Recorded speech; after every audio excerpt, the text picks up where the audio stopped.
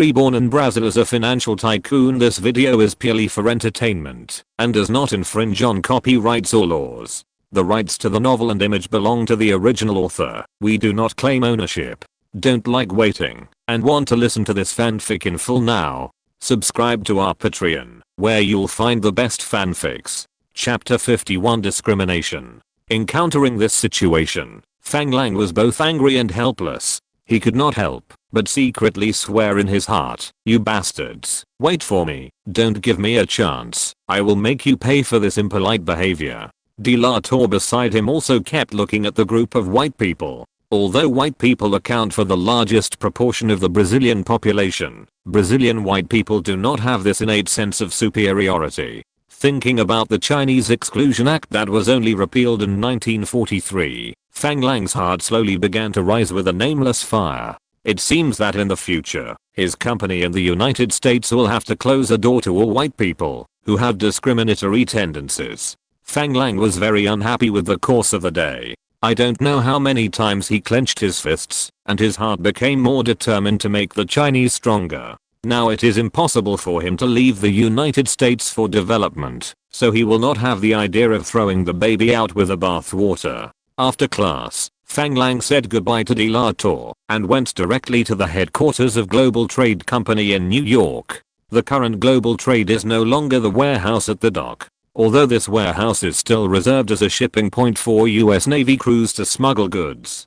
However, the company's office had already moved to an office building not far from the dock. Although the area is not large, there are many employees in the company because Global Trade has begun to accept import and export orders from other customers and has begun to look for various industrial equipment in the United States according to Fang Lang's requirements. "Boss, the barrister and accountant you requested have arrived. I have also received the reply from Brigadier General Jackson. Do you need to read it to you now?" Won Changxin welcomed Fang Lang into the company while reporting what happened this morning. The two walked into the company's office while talking. Because it was already time to get off work, most employees had already gone home. In the United States, no employee would work overtime to see their boss. It is normal to get off work on time. Only a few important management positions in the company were still waiting at their office workstations. "Oh, what did Brigadier General Jackson say?" Fang Lang stopped and looked at Won Changxin beside him. Brigadier General Jackson gave an address, saying it was John Clark's mother, and suggested that you visit her. Won Changxin said as he took out a telegram from the folder in his hand and handed it to Fang Lang. After taking a look at the telegram in his hand, Fang Lang wrote down the address and returned the telegram to Won Changxin for safekeeping. He continued to walk towards the office area. "Please prepare a gift for me to visit my elders. I will go to see the Saint the day after tomorrow. Please help me find out in the next 2 days why Brigadier General Jackson suggested that I visit her." Fang Lang remembered that when John introduced his mother to him, he only said that his mother was Jewish and did not give too much introduction. Now it seems that John's mother should not be an ordinary housewife. "Okay, boss." As they said that, the two of them had walked in front of the 4 company managers who were still in the company. Won Changxin pointed to a slightly lean white man in his 40s and said, "This is Stan Weber, the company's financial manager. He has 6 years of financial experience in import and export trading companies." Stan Weber seemed a little reserved.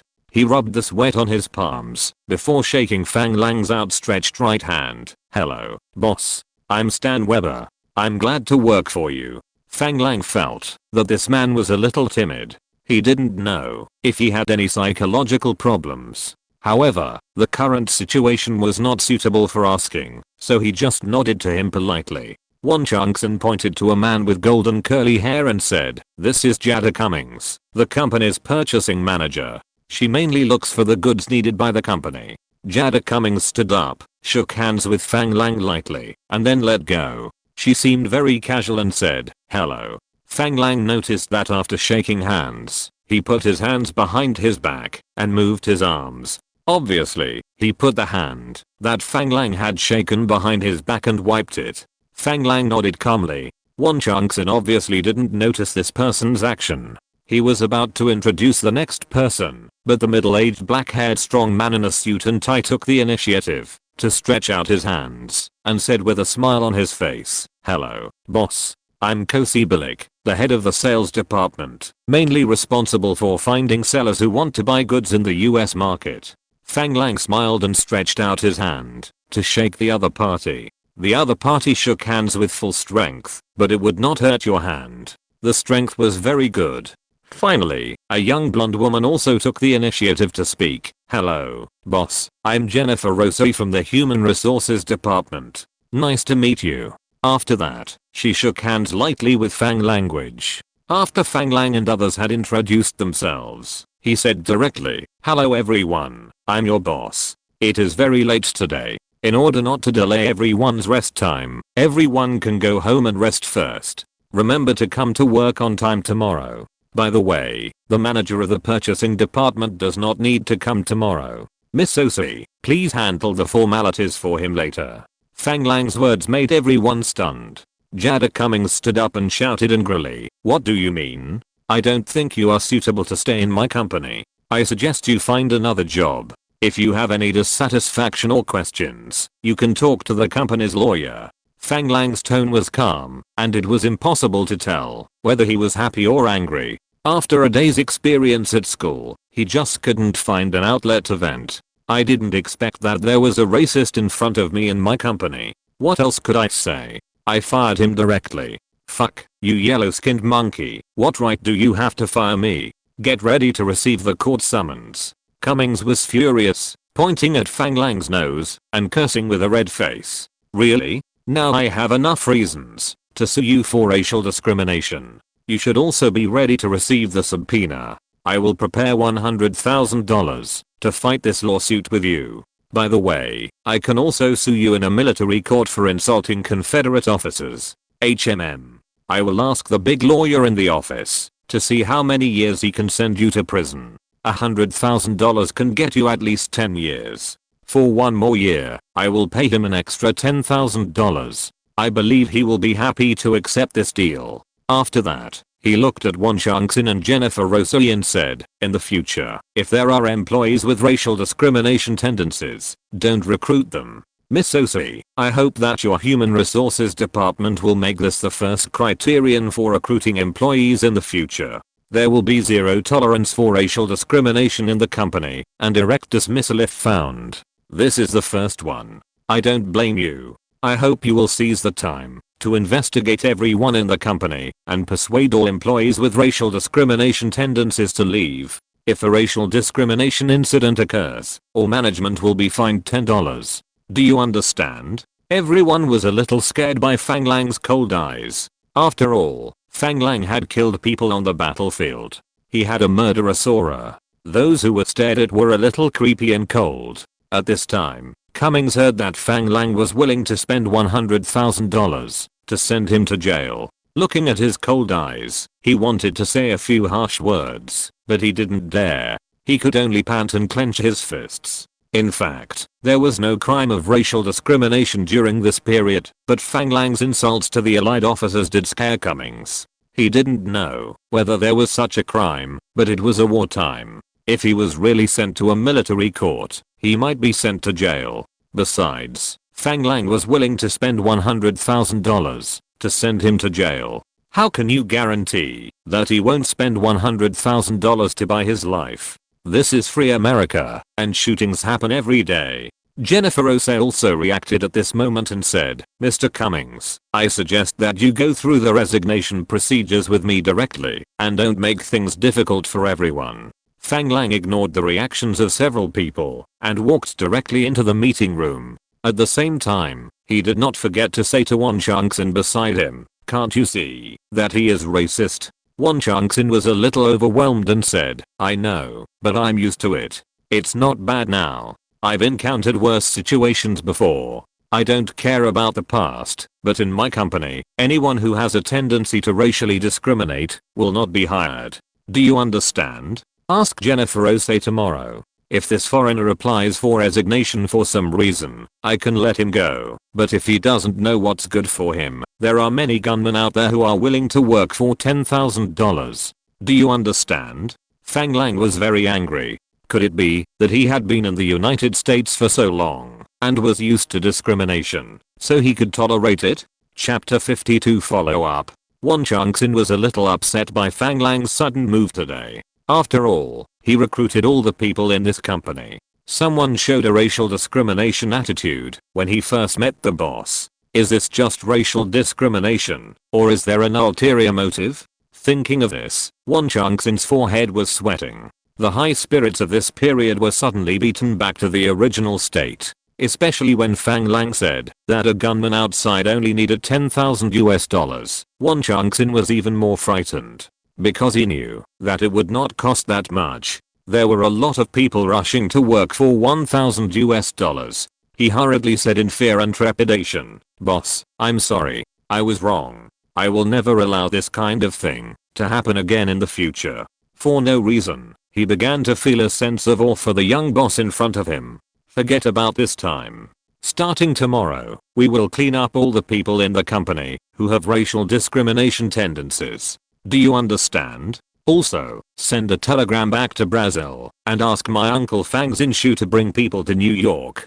Just say that I have something for him to do. Fang Lang did not punish Won Changxin for this matter. After all, he has been living in this environment.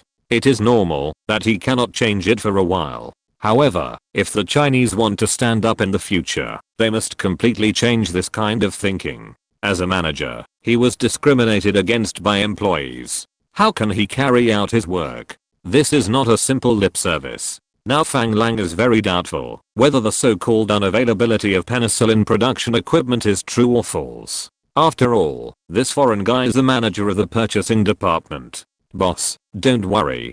Tomorrow I will personally face all the people with racial discrimination tendencies and persuade them to leave one by one. Won Changxin was obviously very angry this time.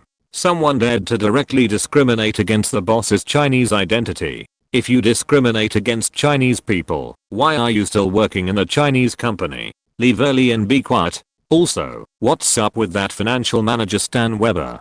I feel like he's a little, I can't really explain it. He doesn't have any mental illness, does he? Fang Lang stood not far outside the conference room, looking at Won Changxin and saying, "Boss, don't worry, he's fine mentally, he's Jewish. He used to be a very good accountant in Germany, but he was arrested and sent to a concentration camp. I don't know how he escaped. Since he got out he's been a little, how should I put it? He feels a little like a frightened bird, the kind that gets scared at the slightest disturbance. But I guarantee that there's absolutely no problem with his business ability." Won Changxin didn't have a clear understanding of this situation, but he was sure that this person's work ability was absolutely fine, so he patted his chest and assured Fang language. "You are illiterate. Isn't this a mental illness caused by being imprisoned and tortured? You should pay more attention to him in your work and life. He is a poor man. If you know where there is a doctor who knows about this kind of mental illness, you can arrange for him to be examined and treated.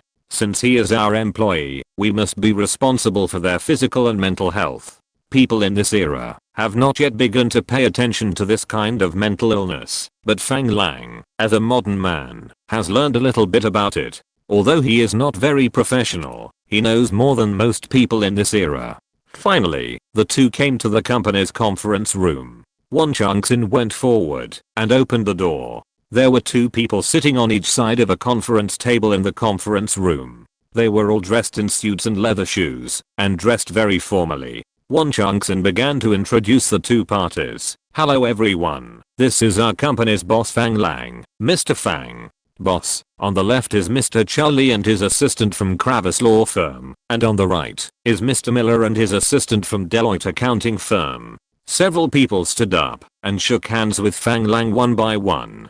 After the few people got to know each other, Fang Lang said straight to the point, "I called you all here this time because I want to entrust you with a business. I hope you can help me see if it can be realized from your respective professional perspectives." After the few people looked at each other, Lawyer Charlie said, "Mr. Fang, please speak directly. If it is a business that we can undertake, we will definitely go all out. Our company has a huge business plan, so we are going to set up several new companies and set up branches in multiple countries. I hope you can help us complete the company registration work. Of course, if it is an ordinary company registration business, there is no need to trouble a professional team like you. I hope that these companies can cross-hold shares or other methods, so that others cannot easily find out that I'm the boss of these companies. Fang Lang looked at the industry elites in front of him seriously. These things are routine operations in later generations, especially after many small countries became independent after World War II, and many tax havens have emerged.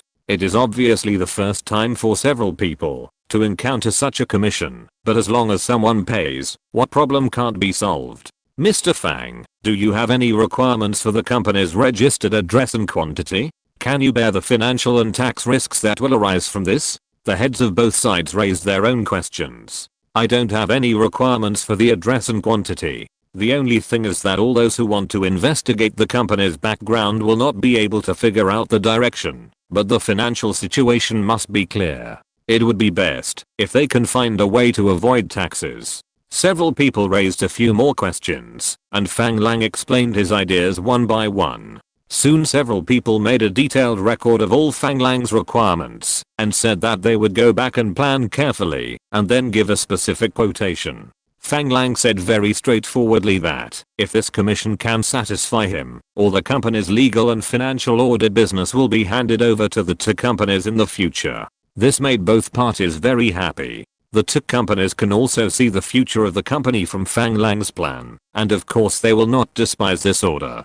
The next day, Fang Lang went to school as usual. I don't know if it was because he fired the company's racially discriminatory employees last night that Fang Lang saw several classmates whispering again. The tolerance has increased significantly. After these classmates chatted a few times, they gradually felt that it was meaningless. Gradually, they began to completely ignore Fang Lang's existence, and Fang Lang was also happy to be idle. As long as everyone kept to themselves, it would be fine. Of course, not everyone has this kind of racial discrimination concept. Slowly, Fang Lang still made 3 friends in school, one of whom was British and 2 were French, but Fang Lang could also see that the 3 of them got along well with other people. Later, when they got along, Fang Lang discovered that the 3 of them were all from grassroots backgrounds, while the other arrogant people belonged to the aristocratic group.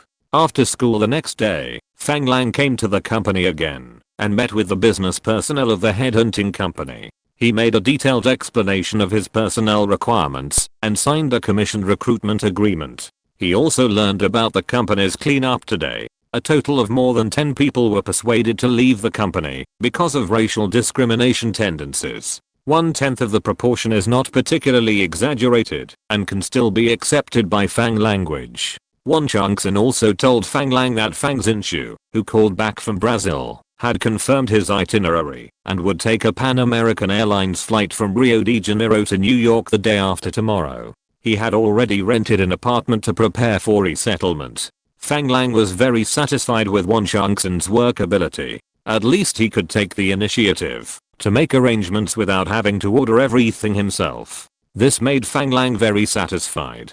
Although he had used the staff who knew about racial discrimination to knock Won Changxin last night, but seeing Won Changxin recover so quickly, Fang Lang was still very happy. I will visit John Clark's mother tomorrow night. Although I have contacted John in the telegram, it is not polite to visit at night, so tomorrow's gift should be a little more refined. Although your intelligence shows that Mrs. Clark's family's machinery and equipment manufacturing plant has the ability to manufacture penicillin production equipment, you should not put your hopes here. This is just a simple visit. I hope you can find a way again to see if there is hope to buy penicillin production equipment and production technology on the market. I even doubt whether the original news that the production equipment could not be purchased on the market is true. We must reinvestigate it. Let's make a 3-way comparison to see which side is the cheapest and where we will buy it from. Then I will rearrange the investigation tomorrow morning and give you a clear answer before you leave. Chapter 53 Visit. Sir, here we are. This is the address you provided. Under the dim light, the taxi stopped outside a small villa in the suburbs of New York. Okay, thank you. No need to give me the change. It's your tip. Fang Lang got off the taxi, carrying a large box of Chinatown specialty cakes. He walked straight to the door of the villa and knocked on it. "Excuse me, is Mrs. Clark at home?" The lights were on in the house, and Fang Lang knew someone was at home. In fact, it was a bit impolite to visit someone so late, but Fang Lang had to study at school during the day, and he had a tight schedule and heavy tasks. He really couldn't come out to visit during the day, so he could only visit at night.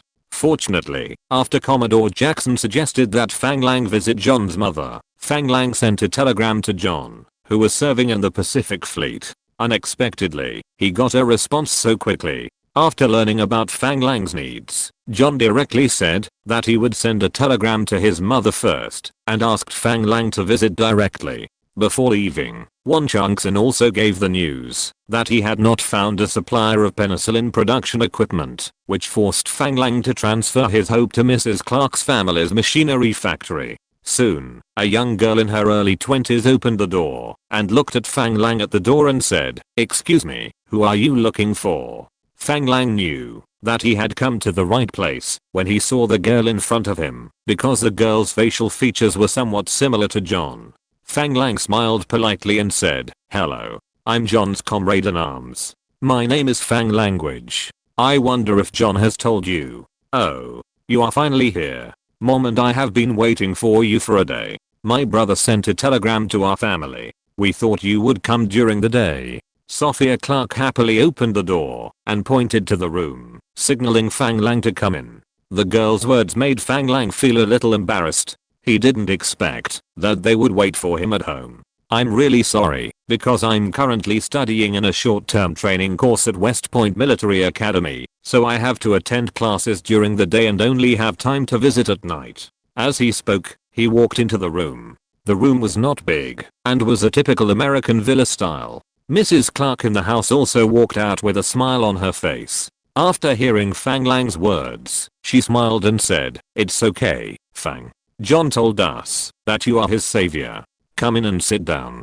It's cold outside." Fang Lang saw that there were only 2 women at home. It seemed inappropriate for him to come so late. He had miscalculated. This made Fang Lang a little embarrassed. He quickly said, "Mrs. Clark is really sorry. I should have visited you earlier. Now I have troubled you to wait for a long time. I brought some snacks from Us Chinese. I hope you like them." Seeing Fang Lang's embarrassed expression, Mrs. Clark smiled, took the gift box handed over by Fang Lang, and motioned Fang Lang to sit on the sofa in the living room. "Sophia, pour Fang a cup of coffee. Fang, have you had dinner? I'll go make you something to eat now." Fang Lang waved his hands repeatedly. "Mrs. Clark, I have already eaten at school. It's good to drink some hot coffee." The more Fang Lang thought about it, the more he felt that this visit was very rude, but since he had already come, it was not good to just turn around and leave. "Fang, don't be shy. John said you need my help with something, right?" Hearing Mrs. Clark asking directly, Fang Lang was relieved.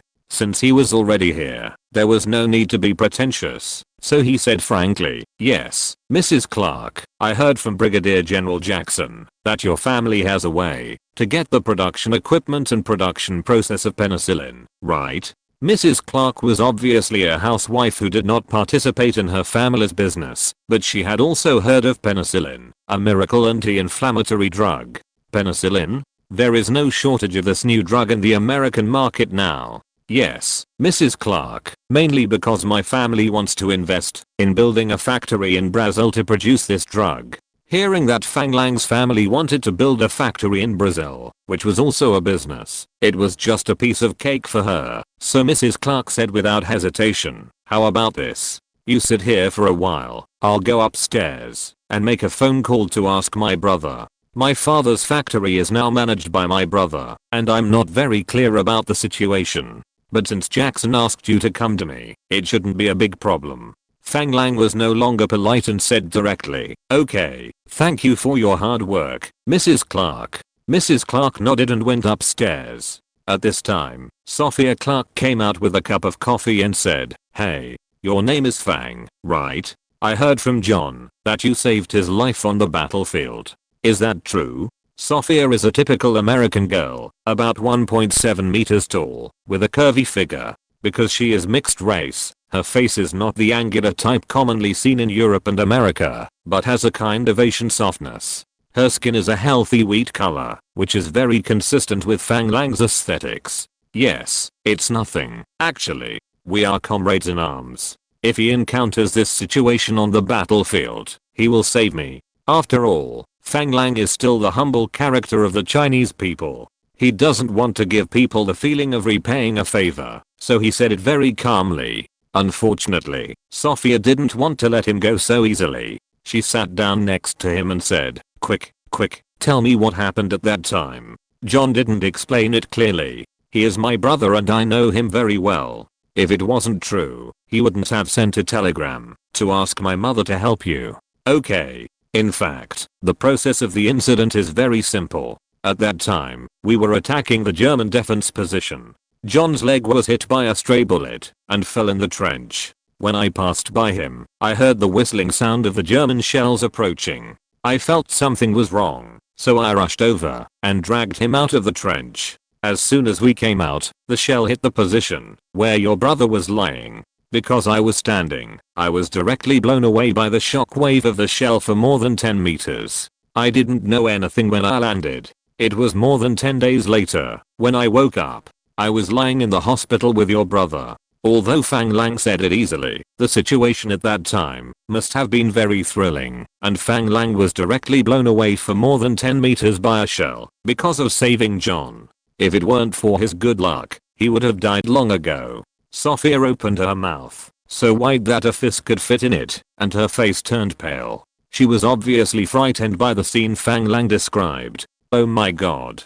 War is so terrible. This damn war, I don't know when it will end. I really hope John can come home soon. I don't want him to experience such a terrible thing again. Seeing Sophia's expression and face, Fang Lang thought that, if he had known earlier, he would not have said it. His relatives can't stand such exciting news. Fortunately, he didn't tell his family about the scene when he went home. Otherwise his mother would probably be scared to tears. It's okay now. He works in the logistics department of the Navy. He doesn't have to rush to the front line anymore. There is no danger.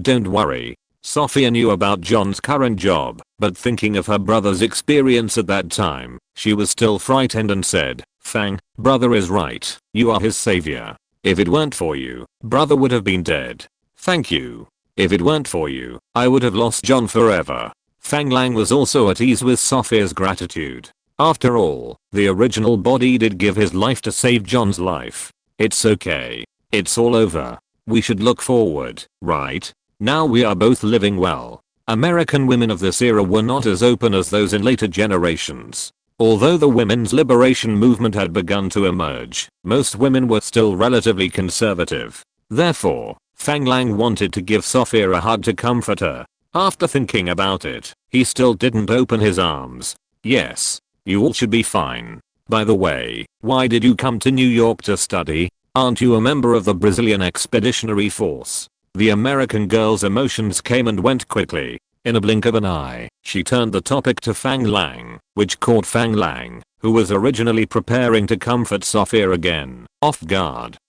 It's a long story. Because of my injuries, I always fainted suddenly for no reason. Therefore, after the military doctor judged that I was not suitable to continue serving in the army, I was transferred to the transport ship of the Navy, which was equivalent to transferring to logistics. Some time ago, Brazil and the United States reached an agreement to train a group of new captains, and I was selected to participate in the training. Chapter 54 Harvest. Men are always vain when facing beautiful women. So Fang Lang did not tell him that he did not want to continue fighting and only wanted to make money, so he transferred to the Navy. Wow. Are you a captain now? You are younger than me. You are really amazing. Sophia's eyes were shining, and she began to look at Fang Lang with an admiring expression. After all, his father was also in the Navy, so he knew how difficult it was to become a Navy captain. Although Fang Lang did not say that he was a destroyer, but told him that he was the captain of a transport ship. A transport ship is also a ship.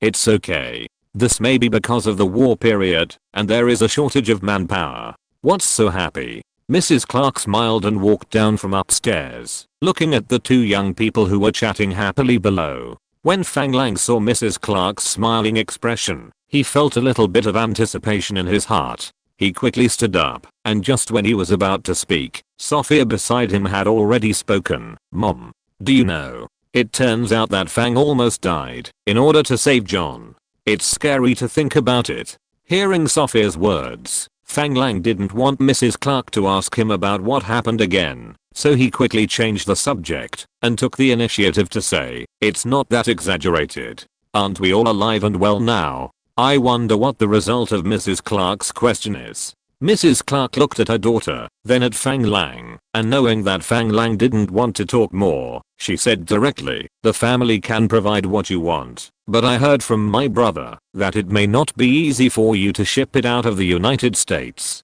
Although the government does not restrict the export of these equipment now, however, the production of penicillin on the market is now controlled by several medical giants, and they may not let these equipment flow out of the United States easily." Hearing that the US government did not impose restrictions on these drug production equipment, Fang Lang felt relieved and quickly confirmed, "You mean, the US government does not restrict the export of equipment, right? After all, the Cold War has not yet begun, and the Batumi has not yet been established. The United States is still pursuing the idea of free trade, so there is no government restriction on the export of sim equipment. Of course, Brazil was not a country embargoed by Batumi later, but this does not mean that Brazil can easily obtain these equipment. Yes, the US military is open to the production of penicillin. They hope that a large number of cheap drugs can save the lives of soldiers." Obviously, as the wife of an American general, Mrs. Clark is quite clear about the ideas of the US military.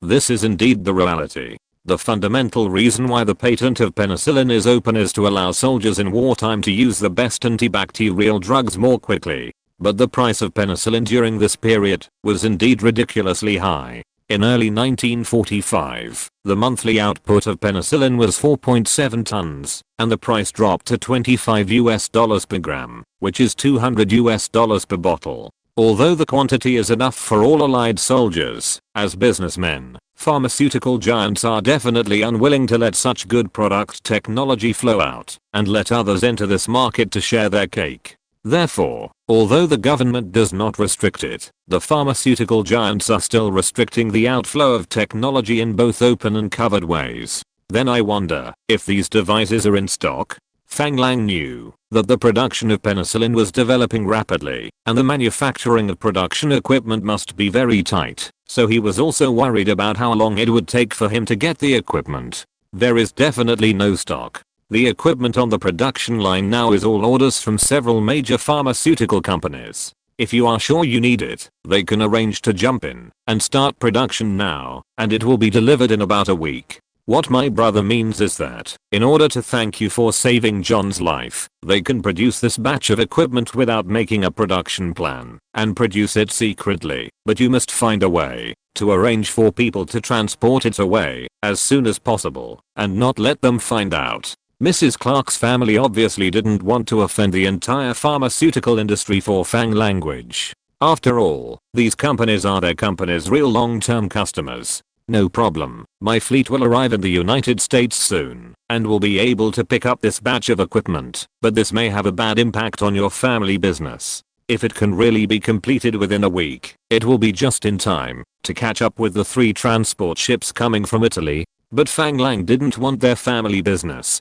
to be affected because of his business. It's okay, as long as they don't catch us with direct evidence. Mrs. Clark's face was calm, and she was obviously very confident in her family's business. After all, the United States is a capitalist society, and there is nothing that money can't solve. If there is, it only means that the money is not enough. I don't know what products your family mainly produces. If possible, we can purchase a batch of other equipment to make this batch of equipment less conspicuous. Fang Lang was also very surprised that Mrs. Clark's family could produce such advanced equipment. Of course, he didn't want to simply purchase a batch of pharmaceutical equipment. If such good resources are not used, it would not be in line with Fang Lang's frugal character. Our family is mainly responsible for the manufacture of some chemical equipment, which seems to be used to make acid and alkali materials. Fertilizers, pesticides, medicines and other production equipment are also our main products. Mrs. Clark's answer directly opened a new door for Fang language. It turned out that Fang Lang had been trying to establish his own industry in Brazil, but most of them were deep processing and export-oriented enterprises, which could not have much impact on Brazil's own economy. However, Mrs. Clark's answer immediately opened Fang Lang's mind. The most direct one is definitely the manufacture of pesticides and fertilizers, but what Fang Lang cares more about is the preparation of basic chemical raw materials of 3 acids and 2 alkalis, which will directly affect the lifeline of a country's basic chemical raw materials. But you have to eat one bite at a time. Now the funds on hand cannot be fully developed, so you can only prioritize solving some industries that can be effective immediately. This is really great. We can use all these equipment. Brazil is a big agricultural country with huge demand for fertilizers and pesticides. Then we can directly purchase a batch of these equipment and smuggle the equipment for manufacturing penicillin in it, so it will be difficult to be discovered. This can not only meet his actual needs, but also solve the problem of confidentiality. It is simply killing 2 birds with 1 stone. Fang Lang is very satisfied. But Mrs. Clark doesn't think so. After all, if such a large-scale purchase is made, the funds required are a huge number, and few companies have such strength. So she said with a worried look, if that's the case, your procurement costs will be very huge. As far as I know, the price of these equipment is very high. Fang Lang didn't want to become a big fat man in one go, nor did he want to make the scale of the factory very large all at once. As long as there is a production line and the production process is mastered, it will not be too late to expand the production capacity and scale. I believe that with the funds on hand, it is completely possible to purchase. Price is not a problem. The key is that I buy these equipment. Can you help me get the production process of the specific products? After all, if we only have equipment and don't know the manufacturing process of the specific products, the equipment will be a pile of scrap metal after we buy it back. As a modern person, Fang Lang knows very well what is really important. Machinery and equipment are easy to solve, but the manufacturing process is the foundation of a company. Therefore, Fang Lang is not worried about the purchase of machinery and equipment. However, the process flow of truly important product manufacturing cannot be purchased directly. However, as a manufacturer of these equipment, there must be a manufacturing process flow of these products. Otherwise these equipment cannot be built. Of course, it is difficult to say whether these process flows are developed by the company itself. I want to ask about this. If you need to purchase other production equipment, I suggest you arrange personnel to go directly to the company for formal business negotiations. This way, it will be less noticeable. Mrs. Clark obviously did not understand the actual situation in the family business and could not answer Fang Lang directly. But with this relationship, Fang Lang's company will definitely receive special care when it wants to purchase these equipment. Since the other party is willing to produce a set of penicillin manufacturing equipment for Fang Lang without making a production plan, it can be seen that Mrs. Clark's position in her brother is still very important. Yes, this is the best. Please explain it to your brother first. Tomorrow, I will let the purchasing staff of Global Trading Company go directly to the company to negotiate in the name of purchasing a complete set of pesticide and fertilizer production equipment. If you're listening to this novel on a channel other than Fanfic World, it means they downloaded and uploaded it without effort. We cordially invite you to visit our channel, Mundo Fanfic Novelos. There you'll find the original version of this story and you can explore many other novels of various genres. We're waiting for you to immerse yourself in a world of incredible novels. Chapter 55 Uncle arrives. After communicating with Mrs. Clark, Fang Lang returned to the apartment and called Wanshanks indirectly to inform him that he would go to Mrs. Clark's family business in the name of the company early tomorrow morning to discuss the purchase of pesticide and fertilizer equipment. What Fang Lang didn't know was that Mrs. Clark's family was arguing about his order. Mrs. Clark's original name was Hedy Lamer Cole. The Cole family has not been developed for a long time. It was founded by Mrs. Clark's father David Cole and mainly engaged in the manufacture of chemical equipment. The reason why they set foot in the manufacture of medical equipment was that during the war, they had the opportunity to get in touch with the manufacture of pharmaceutical production equipment by doing OEM for Johnson & Johnson. Father, is it worth it for us to secretly produce a set of equipment at the risk of offending Johnson & Johnson? Even if Johnson & Johnson doesn't find out now, once this Brazilian guy starts selling penicillin in Brazil, all companies capable of manufacturing these equipment will definitely be investigated. I don't think we can avoid being discovered. Charlie Cole complained to his father, Richard Cole, Clark's brother, with an unhappy expression on his face. Charlie, this is not just about business, understand? This is a favor. Your grandfather taught us the importance of family since we were young. He saved your cousin John's life, and we must be grateful. Richard Cole taught his son earnestly. That little bastard's last name is Clark, not Cole. We have no obligation to help him repay his gratitude. Charlie was obviously very dissatisfied with his father, putting family affection and business on the same level. What's more, it was for John, who had been at odds with him since childhood.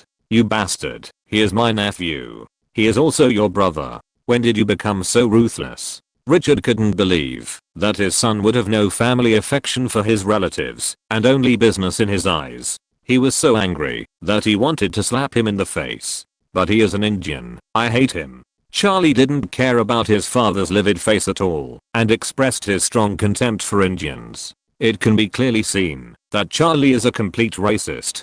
Pa. A crisp slap sounded particularly clear in the quiet room. You bastard, I never thought that our Cole family would produce a bastard like you. I have taught you, since you were a child, that family is more important than anything else. I never thought that, after studying for a few years, you would become a bastard who doesn't recognize your relatives. Who taught you all this? Richard was furious. His family was originally a Jewish family, and Jews were also discriminated against in American society. I never thought that his son would start to discriminate against others. Charlie covered his face with disbelief. He never thought that his father would slap him. You actually beat your own son for an Indian. Charlie was almost 30 years old. Although he was not married yet, he was already an adult. He was slapped by his father at such a age. He couldn't accept it either psychologically or physically. He looked at his father with red eyes. He secretly vowed to teach John a lesson.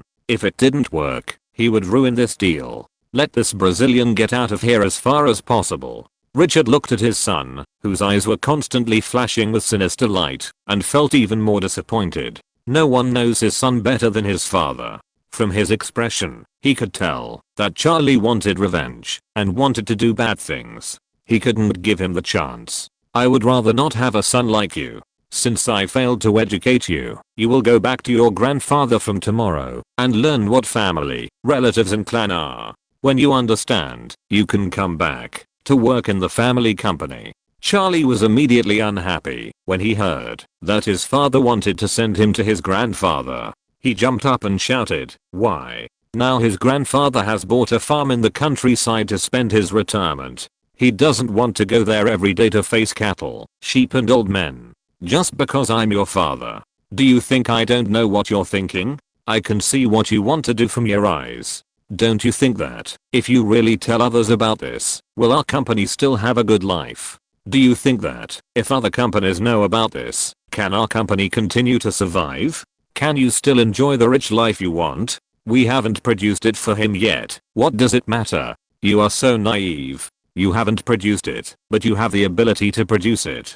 Now it is because of the war that Johnson & Johnson entrusts these equipment to us for production. Once the war is over, do you think we can continue to receive orders from Johnson & Johnson? If we want to enter the medical equipment market, we will never have another chance in the future if we don't take advantage of this opportunity now. Charlie was stunned by his father's words. He didn't expect that his father was not just repaying his gratitude, but his deeper goal was to enter the field of medical equipment manufacturing. He didn't know whether it was true or not, but at least it made Charlie give up the idea of exposing this business. Richard was no longer willing to talk to his stupid son anymore, so he turned around and left, leaving Charlie covering his face and looking messy in the wind. When Wan Changxin came to coal industries on behalf of global trade the next day to negotiate, everything went smoothly. Especially when Richard knew that Fang Lang was going to purchase an additional batch of fertilizer and pesticide manufacturing equipment in order to prevent coal industries from being discovered selling penicillin equipment. He was overjoyed. He directly promised not only to provide the manufacturing process of all products, but also to arrange for special personnel to provide on-site guidance until qualified products were produced. Therefore, the purchase contract worth $6 million was signed quickly. As soon as Fang Lang got out of school, he was directly excited by the good news. $6 million is a lot of money, but it is definitely worth it to be able to directly take over 3 important industries with $6 million.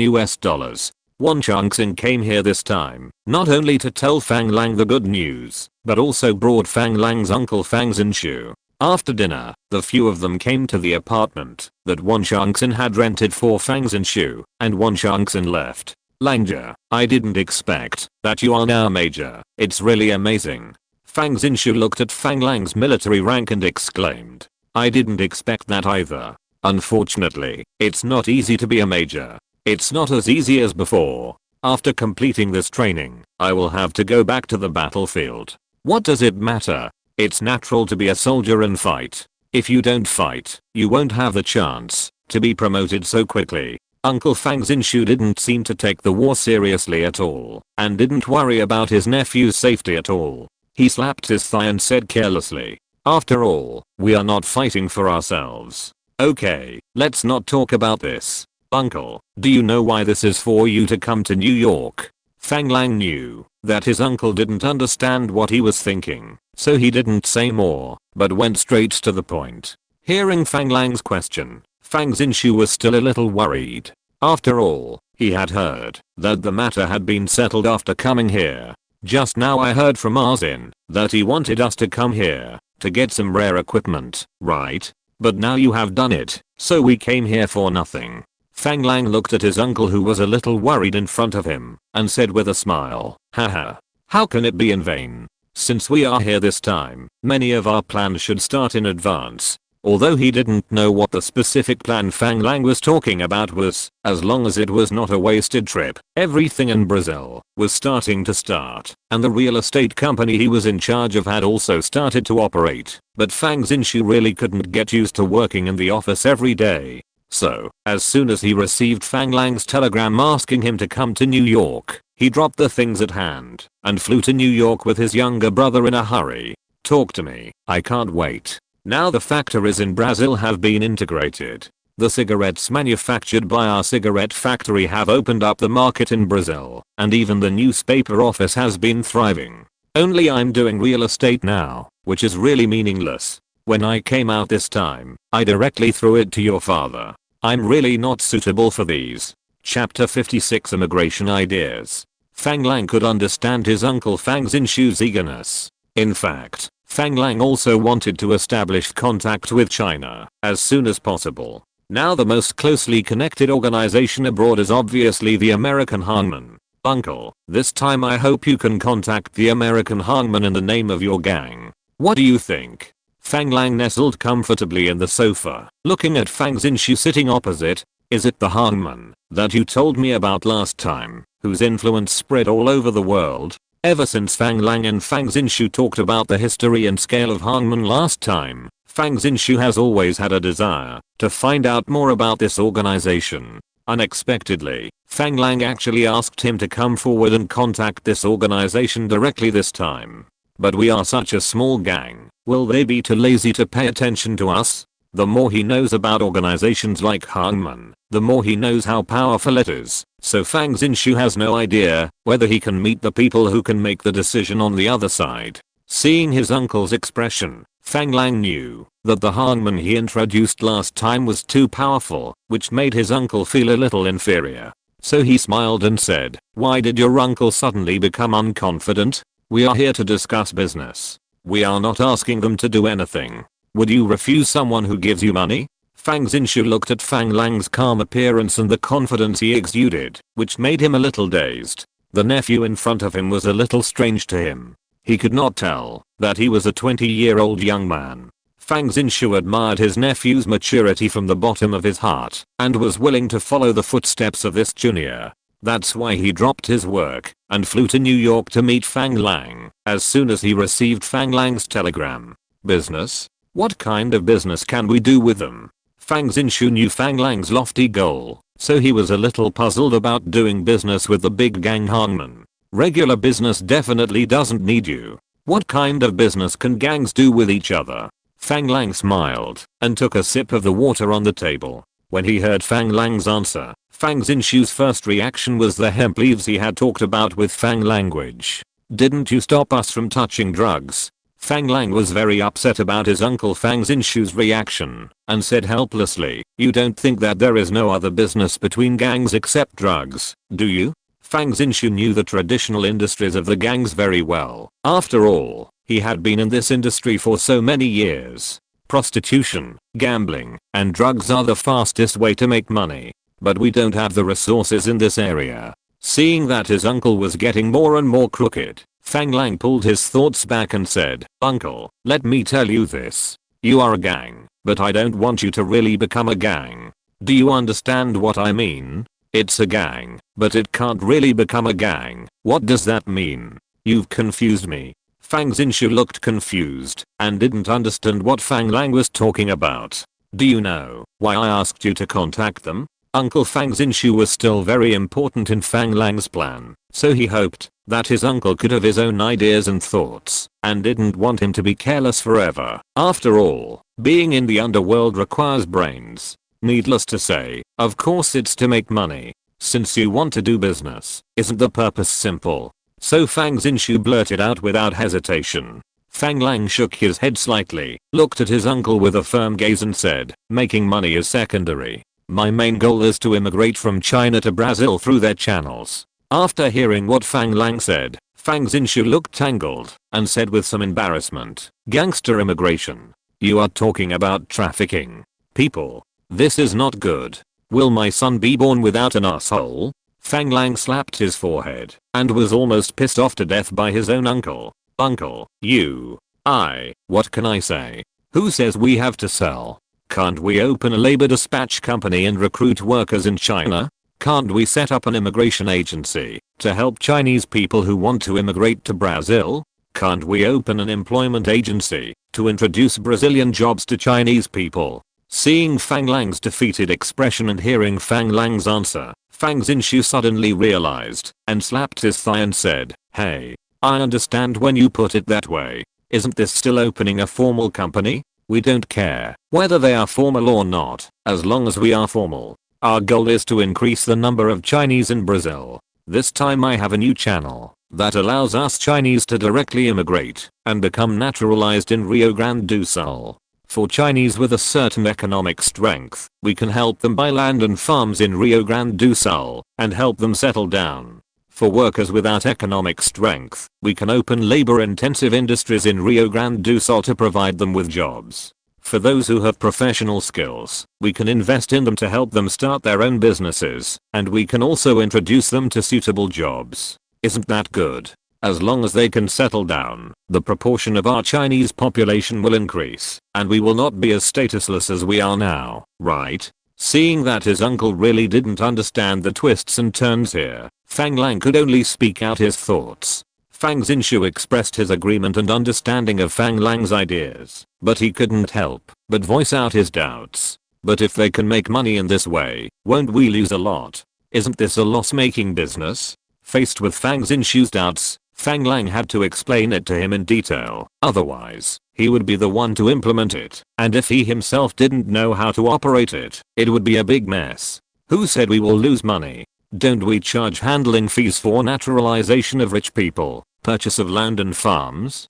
Don't we charge referral fees for providing jobs to workers? Of course, they may not be able to pay it the first time, but they can pay it back slowly after work. Aren't these all income? Of course, how much money to collect and how to divide it need to be calculated clearly between us and Hangman. It would be best to achieve a win-win situation for Hangman, us and our immigrant compatriots. If it really doesn't work, we can even not make money, as long as we can achieve our goals. Finally, Fang Lang's work ideas were understood. Since we can achieve our goals and make money, what else can we say? Just do it. We can do this kind of thing ourselves. Why do we have to cooperate with Hangman? I understand. Then can't we just do this business directly? Why do we have to cooperate with them? This matter can indeed be done by ourselves, but Fang Lang, as a later generation, is very clear about the domestic situation after the surrender of the devils. There is not much time for large-scale immigration, so he must rely on the power of Hangman. How many of us are there? If we rely on our own strength, we don't know when we can find enough immigrants. Fang Xinshu finally understood the issue of immigration. However, as a Chinese, he was still worried. Even if the proportion of the Chinese population in a place reached a certain scale, who could guarantee that everyone would stand with you? After all, there are many kinds of people. Okay, but are you sure that, after we work so hard, we will get the rewards we want? In fact, Fang Lang was not sure whether the immigrants could be of the same mind as him. After all, there were still too many banana people. However, his way of immigration was very different from those banana people who smuggled to the United States and were looking for freedom. Moreover, he also had plans for the future of the Chinese in Brazil. He could learn from the Japanese who came to Brazil later. Opening a school for the Chinese in the Chinese gathering area would never let the Chinese in Brazil forget their ancestors and their culture. Of course, this is a later story. Fang Lang also has his own ideas about the current batch of Chinese immigrants. Okay. I understand what you mean. So we need to provide pre-job training to all immigrants, conduct MLM-style brainwashing, and make them aware of the historical mission they shoulder. There is no rush for this. We will open a training class and arrange several instructors trained by us on each immigrant ship. It takes almost 2 months to get from China to Rio Grande do Sul, and I don't believe that we can't brainwash a group of our own people. As long as our thoughts are unified, then our actions will definitely be unified. When the time comes, if all of us Chinese work together, our strength will be extremely powerful. Chapter 57 Hangman Hall. After Fang Lang's detailed and patient explanation, Fang Xinshu finally understood Fang Lang's immigration ideas. Although he didn't quite understand what Fang Lang said about brainwashing and pyramid schemes, he knew how to operate. Then I understand. Where is their headquarters? It's not that Fang Lang didn't want to do it himself. Although this training was only a short-term training, it was indeed related to his future life. He dared not relax at all. If he wanted to continue to grow in the Brazilian army in the future, he must cherish this opportunity to study in a professional military academy. In addition, Fang Lang couldn't do everything himself. If so, he would be too busy in the future. He only needed to grasp the general direction and train special people to take charge of other things. A hero has 3 helpers. Only when everyone's ability is fully exercised can everyone's career be truly successful. Tomorrow you go directly to the Sahay restaurant in Chinatown. Their leader is Fang Jinao. Whether you can meet their leader depends on your courage. Fang Lang had also thought carefully about this cooperation with the Hangman. After all, if this kind of large-scale immigration is organized through formal channels, it is basically impossible to reach the scale that Fang Lang needs, unless it is directly organized by the government. However, although the Hangman organization is not as good as the official one on the surface, the actual effect may not be worse than the official one. After all, the Hangman still has a very strong background in China at this time, and many military and political officials in China have gang backgrounds. Therefore, as long as the Hangman is given enough benefits, Fang Lang's expectations can definitely be achieved. For money, the officials of the Kuomintang, let alone organizing the people to immigrate, it is estimated that when the Kuomintang is defeated, it is not impossible to sell soldiers for money. Fang Lang is not worried about whether Fang Xinshu can reach an agreement with the Hangman. Because there are still a few months, Fang Lang still has time. Failure is the mother of success. If he can't reach an agreement with the Hangman Hall in New York, the worst thing is to change another hall. There will always be gangs that are interested in this business. Haha. Lang. I may not be as smart as you, but when it comes to courage, your uncle is very brave. Don't worry. There will be a clear result tomorrow. Fang Xinshu is not worried at all. In Fang Xinshu's impression, gang members are easy to deal with. After all, most people in gangs have a low level of education and are less likely to go around in circles. When doing things, they put loyalty first, and it is normal to stick a knife in the ribs for friends. As for stabbing a friend in the back for profit, Fang Xinshu came from a small place and has not encountered it yet. Fang Xinshu is full of confidence in the contact with the hangman tomorrow, and he just patted his chest and swore an oath. Seeing Fang Xinshu's confident look, Fang Lang once again solemnly reminded him, "Uncle, be careful. America is not Brazil. We are unfamiliar with the place. We must be careful. If we are not careful, we will be swallowed up without leaving any bones." Seeing Fang Lang's serious look, Fang Xinshu couldn't help but hesitate. After all, we are all Chinese. It won't be that bad. Fang Lang was very satisfied with Fang Xinshu's hesitation. As long as Fang Xinshu handled it carefully, there should be no danger.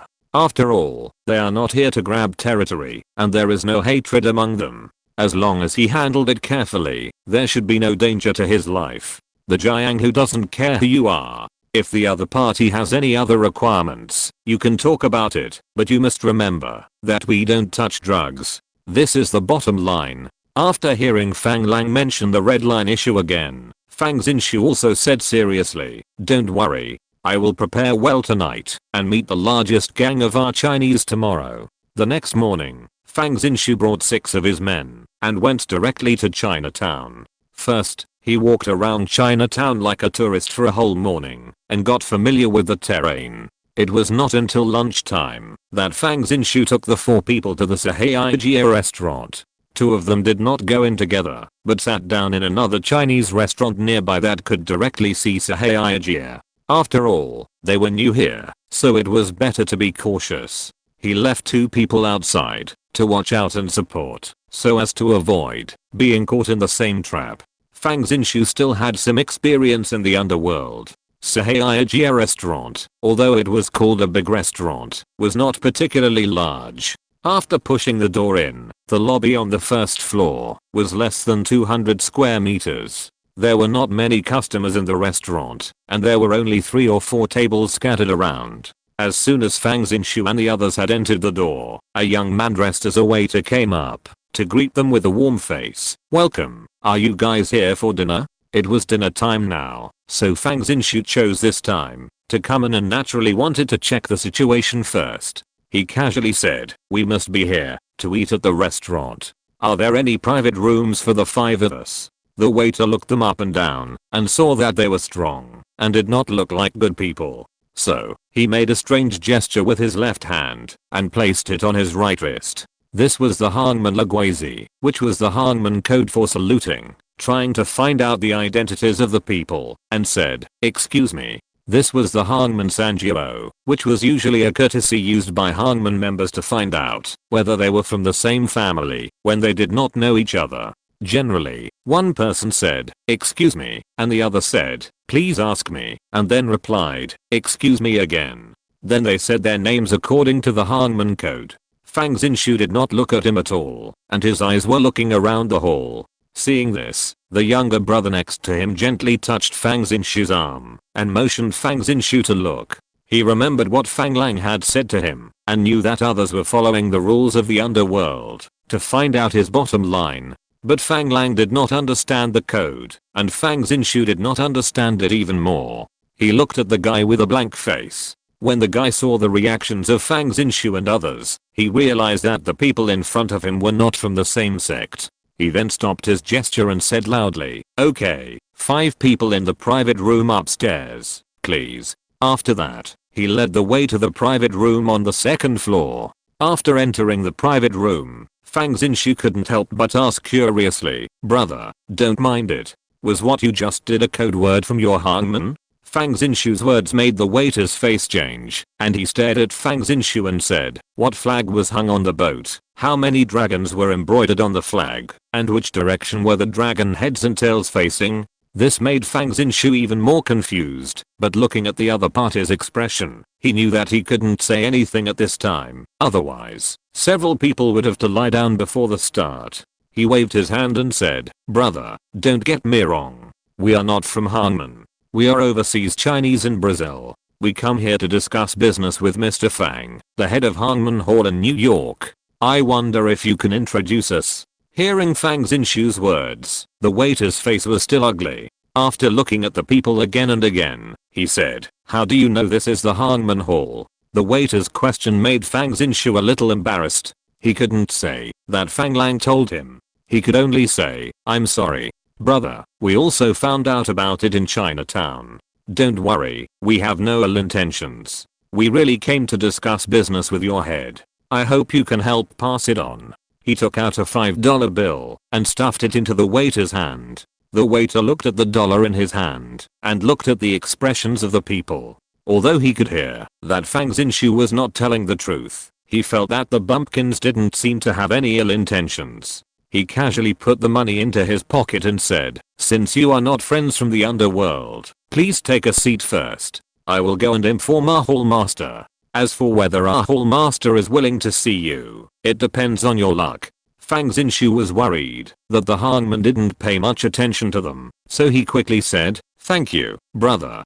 Please be sure to explain clearly to your hall master. This is a big business worth millions of dollars. I hope your hall master will do me the honor of meeting you." The guys were shocked when they heard Fang Zinshu's words. In this era, a business worth millions of dollars is a huge business. After all, the average monthly income in the United States is less than $100. He looked at Fang Zinshu seriously for a few times and saw that he had a frank face and did not seem to be pretending, so he could not help but said seriously, "Are you serious, brother? If you use words to frame me in order to see our hall master, you will see blood." Fang Lang was not annoyed after hearing what the waiter said and laughed. "Don't worry, brother, I'm a man of my word. How could I lie to you? Millions of dollars are an understatement. If the cooperation is good, tens of millions are not impossible." The waiter saw his expression and knew that it was not a joke. Without hesitation, he pointed to the stool in the private room and said, "Please sit down, everyone. I will go and inform them first. I believe there will be results soon." After that, he closed the door of the private room and turned to leave. Chapter 58 Big Business. When Fang Zinshu and his companions saw the waiter closing the door and leaving, one of them said, "Brother, is this the jargon? It sounds very cool. How about we learn it too?" Hearing his brother's words, Fang Zinshu said unhappily, "Who are you learning from? You teach me? Ah, I don't know how to do it either." "Then what are you talking about? This is the internal jargon of the gang. If you want to learn it, you have to join their gang. How can you want to change jobs?" No, brother, calm down. I just think it's fun. I want to learn it, but I won't betray the gang." Soon, footsteps were heard outside the door. Several people stood up and looked at the door. They saw the departing waiter pushing the door and walking in. Fang Zinshu thought it was hopeless, but he heard the waiter say, "Our hall master invites you. Please follow me." It turned out that they were going to talk in another place. Fang Zinshu and his companions had no objection and stood up to follow. The waiter took them to a living room, which was about 40 square meters, surrounded by a circle of sofas and several coffee tables in front of the sofas. There were 2 strong men standing behind the door, and 4 or 5 other strong men were sitting or standing on several sofas in the living room. After several people came in, the 2 strong men behind the door indicated that they needed to be searched. Fang Zinshu understood that this was a routine procedure, so he opened his hands very naturally and let them search him. He and others came here to discuss business, not to rob others, so everyone's weapons were placed on the brothers who were waiting outside. After everyone was searched, a man in a grey suit and a small hat spoke up. "Who is in charge? Follow me in, and the others will rest here." Several brothers were unwilling to hear this and were about to speak up, but Fang Zinshu had expected it and said directly, "Brothers, don't be nervous. This is New York, not Brazil. We have no enemies here. We are just here to discuss business. We are guests and hosts. You can drink with these Hangman brothers here, and I will go in alone." The Hangman gang members in the living room just smiled and didn't say anything. Obviously, they have seen this situation many times and are no longer surprised. "Boss, please come in." The man in the top hat waved to Fang Zinshu when he saw that no one else was talking. Fang Zinshu was not polite either. He strode to the man and walked in through the door he opened. When he entered the room, he saw a thin man in his 50s sitting in front of a tea table, brewing kung fu tea. Opposite him sat a short and fat middle-aged man. When the two saw Fang Zinshu coming in, they looked him up and down. The thin man said, "Brother, I heard from the brothers below that you have business to discuss with me." Seeing that the other party had no intention of inviting him to sit down, Fang Zinshu walked forward and pulled out a chair, sat down and said, "You must be Fang Jinao, the leader of the New York branch of the Hangman Grand Association." The man in the top hat who opened the door for Fang Zinshu saw that Fang Zinshu sat directly on the tea table without courtesy and was about to reach out to pull him up. Fang Jinao on the opposite side waved his hand, indicating that it was okay, and he stepped back and leaned against the door. "From your tone, you don't sound like a serious businessman. I wonder if you can tell me what kind of business you are in?" Master Fang looked at Fang Zinshu with interest. "Hey, Master Fang has a keen eye. I was a businessman for a while some time ago, but I couldn't stand this cramped feeling. I prefer to be more straightforward like now. My name is Fang Zinshu. Who knows, we were a family 500 years ago." As he said that, he started looking for a teacup on the tea table by himself. It seemed that he was going to make tea by himself. Fang Jinao, who was opposite, saw Fang Zinshu's action, smiled slightly, and handed a cup of tea to Fang Zinshu with a tong. Fang Zinshu drank it in one gulp without hesitation, and smacked his lips with satisfaction. That little expression clearly told everyone that this was not enough to fill the gap between his teeth. Fang Jinao's eyes twitched, thinking where did such a tough guy come from. He exchanged glances with the short and fat middle-aged man opposite him, and said nothing, just looked at Fang Zinshu quietly. Fang Zinshu saw that the other party did not add tea for him, nor did he speak, but just looked at him quietly. Knowing that the other party was waiting for him to reveal his identity, he did not hide it, and smiled and said, "I'm from Sao Paulo, Brazil, and I have organized a small Chinese gang called Zinshu Gang in the local area. This time I came here to discuss a big business with Hangman." Fang Jinao felt bored when he heard that he was a small gang leader from a small place. Brazil is a place where no one lives, and I have never heard of it. What big business can there be? Don't think it's strange that you haven't heard of Brazil. First of all, education in this era is not popular, and many Americans are very lacking in geographical knowledge. After all, except for a few developed countries in Europe and the United States, which can arouse the interest of American people. For other American countries, those who know Mexico are well informed. Human instinct determines that people will only remember those who are better or equal to themselves. As for those who are worse than themselves, they can be directly classified as them. Secondly, there is no internet in this era, and the speed of information dissemination is not fast. In addition to coffee raw materials, Brazil is relatively famous among American coffee manufacturers, and there are no other products that are well known in the United States. Therefore, it is not surprising that everyone has not heard of it. "Oh, I wonder what kind of business Mr. Fang wants to discuss with us," the short and fat middle-aged man on the side said. "We have a labor dispatch company in Brazil and want to recruit some workers to work in our hometown. If anyone wants to immigrate to Brazil to buy a house, we can also provide some help." Seeing Fang Jinao's lack of interest, Fang Zinshu said directly, "This is the big business of tens of millions you mentioned. Do you have any misunderstandings about the word big?"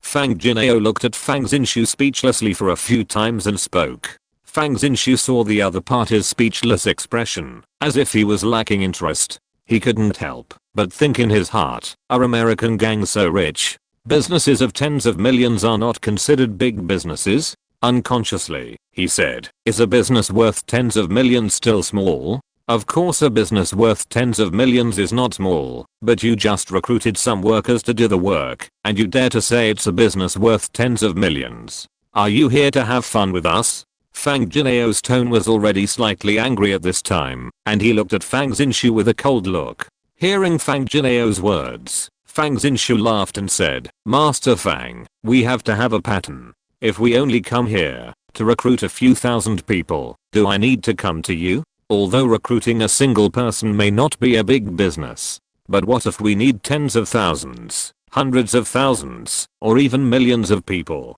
Is this still a small business? Fang Xinshu's words stunned everyone. Boss Fang, are you serious?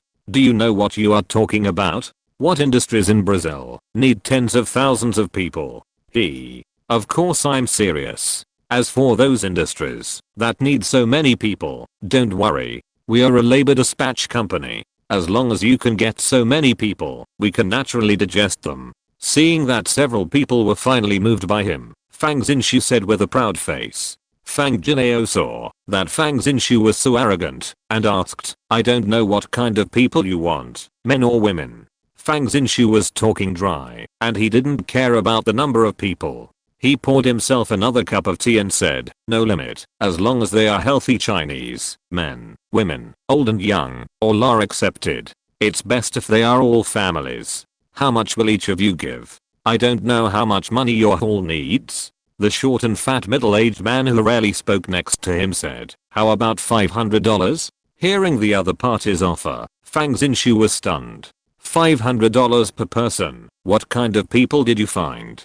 It was so valuable. Obviously, the two people had a misunderstanding of the matter. Fang Xinshu was a little puzzled and said, boss, are you mistaken? We just need to recruit workers and farmers. What kind of high-tech talents are you offering at this price? The middle-aged man said as a matter of course, that's right. This is the price we charge for shipping one person to the United States. After hearing what the other party said, Fang Xinshu understood what he meant. It seemed that he was to blame for not explaining it clearly. He laughed to ease the embarrassment and said, haha, I understand. You calculated the freight. Don't worry, we don't need you to help us transport it. We have our own ships. You just need to organize the personnel in the country. We will hand over at the dock. As long as there is enough for one ship, we will pay and deliver the goods. Chapter 59 Negotiation. Fang Xinshu's words startled several people, and they all looked at him, as if he was a fool. After a while, Fang Jinao finally spoke, if you are organizing people in China, you should find the Hangman organization in China. Why are you looking for us? But I don't know anyone in China. The reason was very strong and impeccable. Looking at Fang Xinshu with a frank face, Fang Jinao was actually a little speechless and laughed at himself before saying, it seems that little brother wants to give me money to spend. I wonder how much money each of you is willing to give as an introduction fee. Fang Xinshu remembered Fang Lang's explanation and couldn't help but carefully test, how about $5 per person? In fact, Fang Xinshu's mental price is that he can give $10 for each person he introduces. But doing business, how can you directly quote your bottom price? You have to give the other party a bargaining space anyway. When several people heard this, such a small amount of money is not enough for labor. Isn't this a joke? The short and fat middle-aged man felt that Fang Xinshu was playing tricks on them, and he stood up and shouted angrily, you are sending beggars. Fang Jinao was the whole master after all, and he was much more cunning. He continued to make tea calmly, as if it had nothing to do with him. He just looked at Fang Xinshu quietly, waiting for his next words. Fang Xinshu had already made up his mind, and he took a sip of tea calmly before saying, don't be angry first, just listen to me. We don't care how people come here, whether they cheat or immigrate for money, we don't care, even if you sell them tickets. As long as people get on our boat, we will pay per person. Do you understand what I mean? After hearing this, several people understood what Fang Xinshu meant. In this way, they can rely on their own abilities in the country. Even if they directly call the national army and send the people of a village directly to the boat, they will get paid. As for the rest of the things, after collecting the money, it is none of their business. Fang Jinao looked at Fang Xinshu with a meaningful look and said, oh, aren't you afraid that they will ask you to return the money on the boat? After all, as the recipients, they must accept people's criticism. However, Fang Xinshu said with a rogue expression, look at what you said. We have never collected their money. Whoever collected the money should go to him. The ship belongs to the transportation company. If they don't want to take the ship, they can jump off. However, we will sign a formal labor dispatch contract with those who are willing to go with us, to protect the interests of both parties. After all, we are a formal company. The short and fat middle-aged man still didn't understand what Fang Xinshu's purpose was. He asked with a puzzled look on his face. Then aren't you losing money to do business? Fang Xinxiu said with a smug smile. How can I lose money? After they earn their wages, they must pay us a part of the handling fee every month. Otherwise, wouldn't we be running a charity? Several people understood Fang Xinxiu's plan in an instant. They thought Fang Xinxiu would directly treat them as illegal workers and squeeze them desperately. They would charge $6 or $7 for $10 a month. If they are a little bit more ruthless, they would charge 10 or 8 years, plus some interest. This is simply an astronomical figure. It made them start to be tempted. However, Fang Xinxiu may have contacted the Black Kiln factory, and the people can start working as soon as they arrive. If he does this, so many people cannot be arranged for work immediately, and the gang will be bankrupted directly. It seems that he can do this when he finds a place with a need for workers in the future. Since the other party can make so much money, it is definitely not okay to give himself $5. The short and fat man said, but $5 per person is still too little. How about $10? It seems that this short and fat man is the one who is responsible for the financial resources of this gang. Otherwise, he would not come forward to negotiate every time money is involved. Hearing his words, Fang Xinxiu said helplessly, brother, don't you understand? You can make big money from them. We are the small ones here. The short and fat man's reason is also very sufficient. There will definitely be some poor people who can't afford to give us money. Aren't you afraid that we won't have enough people when the time comes? Seeing that what the other party said made sense, Fang Xinxiu could only give in. Okay. Then it's $6 per person. It can't be higher. Our investment is huge. If there are 10,000 people, we will have to pay $60,000. Brother, you can't recruit 10,000 people with $6 per person. After a lot of bargaining, the final price was $8 per person. This means that the business can be carried out. According to what Fang Xinxiu said, Fang Jinao had to look at him with new eyes. After all, being able to accept so many labor forces at once is very different from the small gang he thought. Brother, I didn't expect you to be so powerful. I wonder when this business can start. Since the general direction has been discussed, there is no need to rush the rest of the things. We can communicate slowly. So Fang Xinxiu said very straightforwardly, I will report the results of this negotiation directly after I go back. We also need to make some preparations. Once the Japanese surrender and the shipping route is unblocked, our business will officially begin. Hearing Fang Lang mention the Japanese, the short and fat middle-aged man remembered that the domestic ports were still occupied by the Japanese. Now it seems that we have been talking for so long, and it seems to be in vain. That's right. Damn it, the Japanese are still occupying the coastline. What's the point of us talking here for so long? But Fang Xinxiu smiled confidently and said, how can it be useless? Of course, business should be discussed first. We should make preparations early, and when the Japanese surrender, our ship will dock. It would be great if it could be seamlessly connected. Fang Jinao was moved when he heard Fang Xinxiu say that the Japanese would surrender.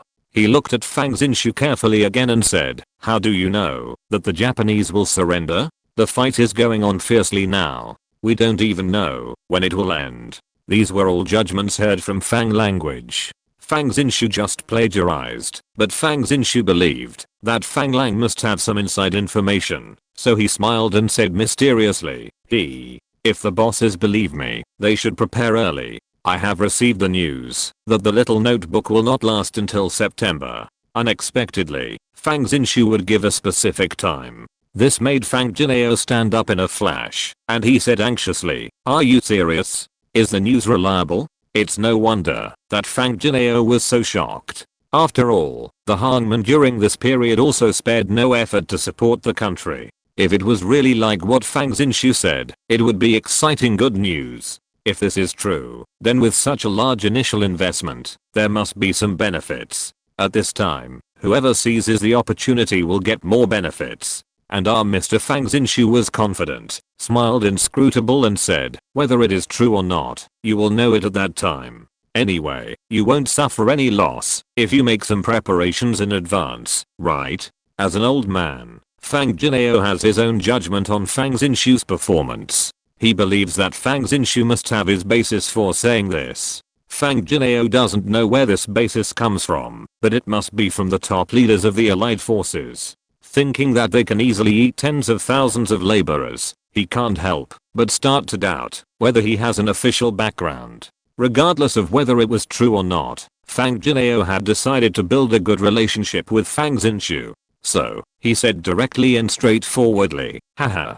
It seems that my brother has a deep background. If so, we will take this risk. I will contact my fellow disciples in China to start preparing. Fang Zinshu didn't know what Fang Jinao was thinking. Seeing that the other party said that he would start contacting his fellow disciples in China right away, he was of course very happy. Then thank you for your trust, Master Fang, haha. Fang Jinao glanced at the clock on the wall. The time was already past 2 in the afternoon. Thinking that Fang Zinshu and others had not eaten yet, he quickly stood up and said enthusiastically, I'm sorry, brother, I didn't entertain you well today and delayed my brother's meal. I asked my brothers to prepare 2 tables of banquets. We will eat and chat until we are drunk. Since the most important things have been discussed, Fang Zinshu will naturally not refuse. He just wants to ask Fang Jinao about gang matters. Then I won't be polite. I'm going to try to see if the Chinese food in New York's Chinatown is authentic.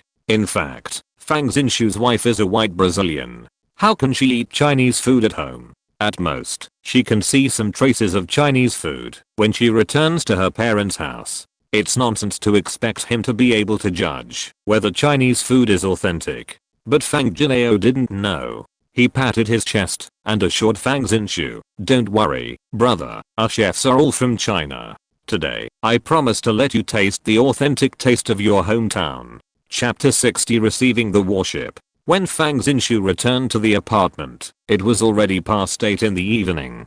Yes, he came back after dinner. Fang Lang thought something had happened to his uncle, seeing him being carried back drunk. After asking the brothers around him, he found out that the matter had been settled, but the details were unclear. He would have to wait until Fang Zinshu woke up to find out. Fang Lang was not in a hurry. So, after telling him to be careful, he went back to his dormitory. Fang Lang was ready to seize the time to design containers and container ships and apply for patents. He would start experimental manufacturing directly after the shipyard was registered.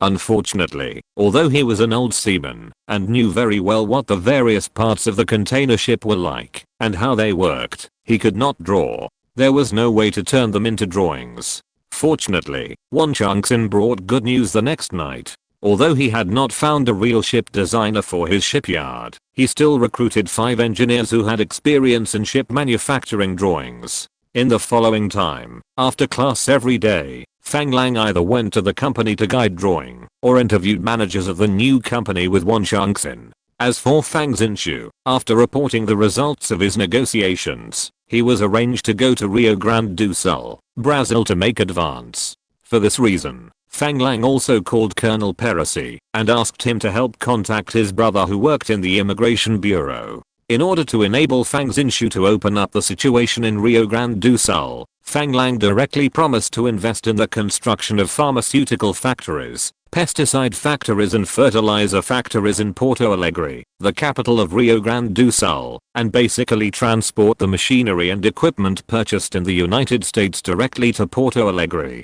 Therefore, Fang Zinshu must open up the situation in Rio Grande do Sul in advance and accommodate the upcoming wave of immigrants by purchasing agricultural and industrial land on a large scale. Finally, about a week later, Won Changxin found Fang Lang, who had just finished class and was about to continue to work on the design of container freighters in the company, and told him that the freighter had arrived at the port and all the equipment purchased from the Cole family had arrived at the port. Won Changxin said with a heavy burden, "Boss, these equipment will start to be loaded tonight. Do you want to go to the site to confirm it in person?" After all, the penicillin production line was successfully obtained, and the transport ship also successfully passed the blockade and arrived in New York. Are the engineers who will install the equipment ready? Fang Lang was most concerned about the software. After all, without these engineers, these equipment would be nothing but scrap metal. Everything is ready. Cole has arranged 30 people to go with the ship this time to ensure that all products can be produced normally before returning. No accidents, right? Won Changxin understood what Fang Lang meant. This batch of equipment was very sensitive. If several major pharmaceutical giants knew about it and intercepted it in advance, global trade would be very passive. For the time being, except for a few of us who know that there is penicillin manufacturing equipment, no one else knows. We also declared pesticide and fertilizer manufacturing equipment, and we did not encounter any obstacles. Fang Lang was very grateful to Mrs. Clark for being able to complete the task smoothly this time. From what he learned later, this batch of equipment was indeed not that easy to get. That's good. I guess I need to take some time to thank Mrs. Clark. Remember to keep in close contact with Cole. We will buy a lot of basic industrial equipment from them in the future. No problem. The one doing the deal with us this time is Mr. Richard Cole, the chairman of Cole. I have established a good personal friendship with him. Fang Lang is very clear about the relationship between Mrs. Clark and Mr. Cole. The reason why Mr. Cole was able to take such a big risk to complete the deal this time was because of Mrs. Clark. Fang Lang will definitely remember this favor, but given his relationship with John, he doesn't need to deliberately use money to taint this relationship. Although the main credit for this deal is not on Won Changxin, as the specific executor, even if there is no credit, there is still hard work, so Fang Lang must still express it. You did a great job. I will rush to complete the design of containers and container ships during this period. We will try to sort out the relevant patents and submit applications before I return to Italy. Recently, time is tight and the task is heavy. Thank you for working overtime with me. I will give everyone a bonus after I finish my work. Won Changxin was very happy to hear that there was a bonus to be won. Naturally, he was extremely happy. Thank you, boss. In this way, everything was proceeding in an orderly manner according to the original plan, and Fang Lang received a certificate of merit from the military academy with the best grades in the class in the West Point Military Academy training class. Originally, Fang Lang thought that he would take a plane back to Italy to receive the warship after completing his studies. However, after the graduation ceremony, he was told that the escort fleet on the Atlantic route was insufficient because the US Navy had transferred a large number of warships to the Pacific battlefield to participate in the Battle of Iwo Jima.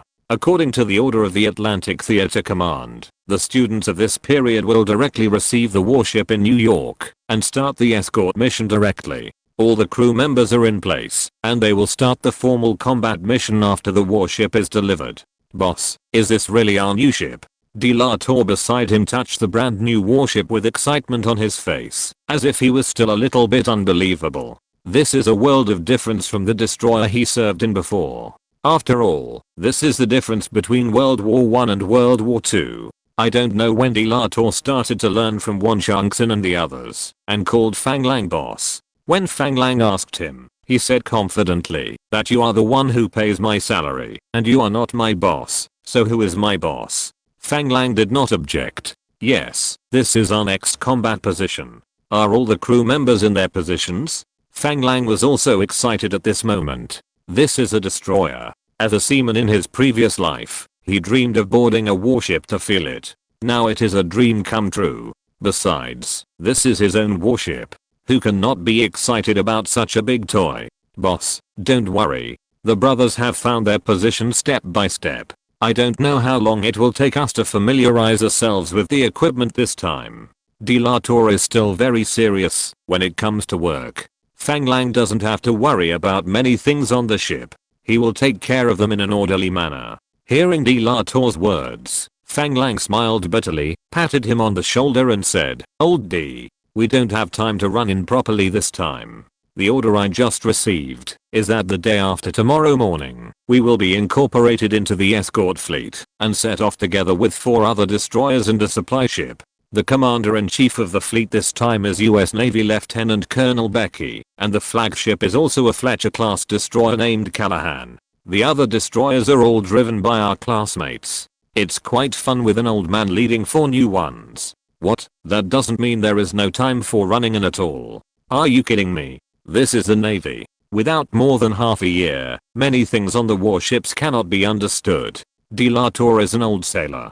He knows very well That a group of novices driving a new ship and directly carrying out such a dangerous mission is simply an international joke, and is no different from committing suicide.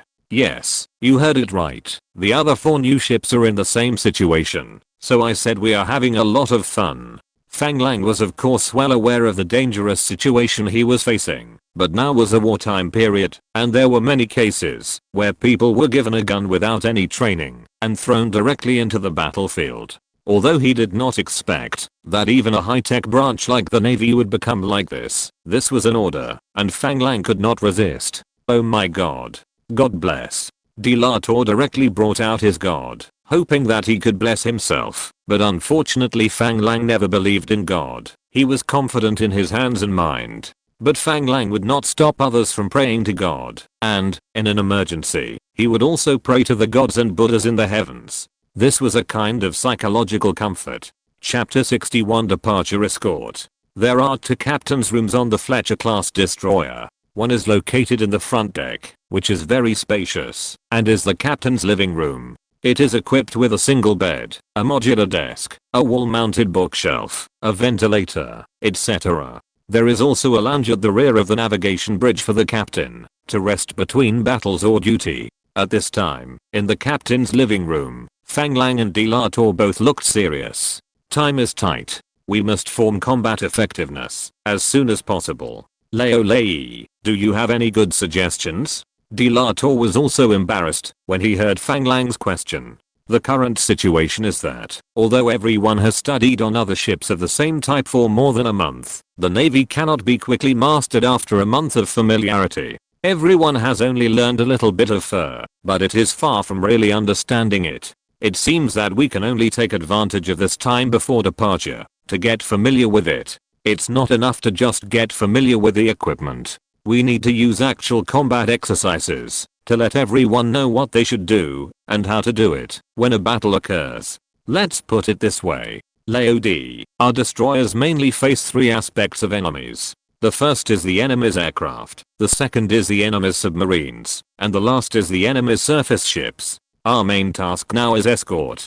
There are few opportunities to encounter the surface ships of the Axis powers. Our enemies mainly come from the sky and the seabed. So I need you to organize everyone today to formulate a detailed response process for what kind of enemy we encounter under what circumstances, and let every crew member participate in the discussion. They should use their own brains to know what they should do, why they should do it, and whether there are better ways to improve efficiency. Starting tomorrow, we will conduct exercises close to actual combat throughout the whole process. Don't be afraid of making mistakes. After each exercise, we will hold a summary meeting to find our mistakes and improve them next time. After the official departure, we will have at least 3 such exercises every day, 1 in the morning, afternoon, and evening. Can you do it? Fang Lang's words made De La Tour's eyes light up. This is indeed a good way to improve combat effectiveness.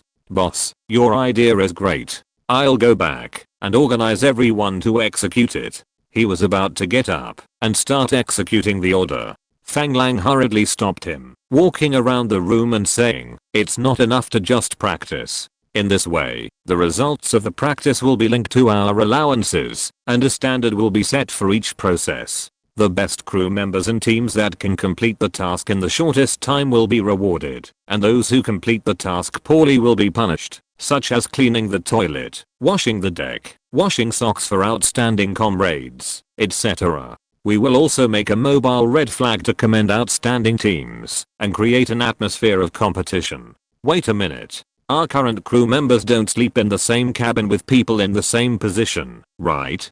De La Tour was amazed at Fang Lang's wonderful ideas. Suddenly hearing Fang Lang's question, he wondered, yes, everyone is together, so that they can learn and communicate together. No, you go back and readjust the cabins of all the crew members immediately. People in the same position cannot live together. Try to live separately. Looking at Fang Lang's serious expression, De La Tour was confused. Why is this? Everyone has always lived together. Ah. Why is that? Hearing De La Tour's question, Fang Lang couldn't help but sigh secretly. Brazil really has no navy that has ever experienced actual combat. Such details are all knowledge gained at the cost of life. because if people in the same position live together, if their cabins are hit by the enemy, there will be no one on our ship to replace them. The Navy is a highly specialized branch of the military, and some positions are irreplaceable. If such a situation occurs, it is not something we can afford. De La Tour heard it, and cold sweat broke out on his forehead. He nodded quickly and said, I understand. I will arrange it right away. I wonder if you have any other instructions. Fang Lang had no other ideas for a while, so he could only walk and watch. That's all for now. Let's prepare quickly. Remember to ask the logistics department to replenish ammunition and supplies as soon as possible. The busy time always passes quickly, and time soon came to the departure time of the fleet. This time, the escort fleet only has 5 destroyers and a supply ship, but they have to protect more than 50 victory ships across the Atlantic to the UK. Looking at the densely packed cargo ships on the sea outside New York Harbor, Fang Lang was both nervous and excited. House. This is the fleet flagship Callahan. I'm Lieutenant Colonel Becky. Please answer. The call from Lieutenant Colonel Becky, the fleet commander, came from the bridge communicator. Fang Lang went over to pick up the intercom and answered loudly, Lieutenant Colonel Becky, I'm Captain Fang Lang of the House. The House is the name of the first new destroyer determined by the Brazilian Navy according to the naming rules of the Navy. Major Fang, this time your ship will be responsible for the safety of the left side of the fleet together with the Harry of the British Royal Navy. Please maintain the formation and ensure the course. Is it clear? The words of the Lieutenant Colonel made Fang Lang stunned. It's true that enemies don't meet each other. As far as he knows, the captain of the Harry is Lieutenant Colonel Reinhardt, a British naval officer who often pointed fingers at him among his classmates. It is said that he is a noble son of a naval family and is extremely arrogant. But since they have gone to the battlefield, no matter what their original relationship was, the two people on the same front must advance and retreat together. Fang Lang replied loudly, understood, sir. My ship will be responsible for the left line of defense of the fleet together with the Harry. After the call, Fang Lang began to command the ship to move to the left line of defense. As soon as he arrived at the left line of defense, Fang Lang received a communication request from the Harry. House, this is Captain Reinhardt of the Harry. Now the left line of defense is under my command. Please maintain the formation. Fang Lang was stunned when he heard the other party's words. What the hell? We are all under the command of Lieutenant Colonel Becky. Where did you come from? But think about the other party's character. This arrogant British aristocrat probably looks down on Lieutenant Colonel Becky, the commander-in-chief of the fleet. After all, Americans are now rich in the eyes of the British. But you don't think about how much you are. A novice captain wants to be a commander. How arrogant is that? Fang Lang couldn't help but start to worry about the next voyage. This arrogant guy must not do anything weird. But since they were on the same line of defense, Fang Lang was too lazy to argue with such a fool. When the battle really started, he would definitely accept the command of Lieutenant Colonel Becky. After all, he was the actual commander, and he was also a captain who had participated in many actual battles. He was better than you, a fresh-faced student soldier. Fang Lang didn't want to waste time talking to him, and ended the communication with a received. At this time, Major Reinhardt on the Harry said with dissatisfaction, this damn Brazilian country bumpkin is so rude. He should feel honored to be able to accept the command of the noble British Royal Navy. I must make him look good. The naval officers and soldiers around him were also dissatisfied. After all, the British Empire was a naval power, and the Brazilian Navy was a small role that had never been heard of. In the few days since leaving New York, the voyage was actually relatively safe because the air supremacy was in the hands of the United States. Therefore, on the House, there were unshakable actual combat exercises every day, and the soldiers were tossed to death and exhausted. However, the results are also obvious. The soldiers' progress is visible to the naked eye, and their reaction time is getting shorter and shorter. When Major Reinhardt of Harry saw Fang Lang's warships in the telescope, they often changed lanes suddenly, and the personnel ran around. At first, he thought that he had discovered the enemy, and he was very nervous. He ordered his warships to turn in the direction of the warships. In the end, nothing was found, and no notification from Fang Lang was received. Later, after learning that it was a real combat exercise, Reinhard was so angry that he cursed. After learning that Fang Lang and his team practiced 3 times a day, he cursed Fang Lang for not knowing how to cherish the soldiers. The British naval officers and soldiers on Harry were also worried, fearing that Reinhard would learn from Fang Lang at that time, and they would have no good days. Time passed bit by bit for 5 days, and the fleet was finally going to sail out of the combat radius of the US Air Force. The next time would be for the escort fleet to face the German submarines. The atmosphere in the fleet also began to become tense. Only on the house, actual combat drills were still being carried out from time to time. The soldiers had no energy to pay attention to the so-called tense atmosphere because their time was fully occupied, and they had no time to think about anything else. If you're listening to this novel on a channel other than Fanfic World, it means they downloaded and uploaded it without effort. We cordially invite you to visit our channel, Mundo Fanfic Novelos. There you'll find the original version of this story and you can explore many other novels of various genres. We're waiting for you to immerse yourself in a world of incredible novels. Chapter 62, Naval Battle 1. As the commander of the house, Fang Lang knew very well that the warship would face a real test in the next few days, so he also notified the crew to cancel the night drills, be vigilant, and be ready to deal with the sudden attack of the German submarine at any time. The first day was spent very peacefully. The crew was very happy to reduce one drill. The soldiers who did not have to work the night shift could finally sleep well. The next morning, the actual combat drill had just ended. Fang Lang was eating a hearty lunch in the lounge of the navigation bridge when he heard the sonar soldier puzzledly, "Sir, I just heard a strange sound, but I'm not sure." Fang Lang stood up, followed the swaying hull, strode into the sonar room and said, "What sound did you hear?" Seeing Fang Lang coming in, the sonar soldier was a little nervous, afraid that he was nervous, and misreported the military situation. He said in an uncertain tone, "Sir, I'm not sure. The ship is going fast. I feel like the sound of a cup falling to the ground." Fang Lang didn't know if it was because of his rebirth, but his sixth sense became very sharp. When he heard the report from the sonar operator, his heart was alarmed, and he immediately said to the cabin, "The boatswain sounded the combat alarm and notified the entire ship to be alert. Reduce the speed and move forward at cruising speed. Set the speed to 22 knots. Please note that this is not an exercise. This is not an exercise.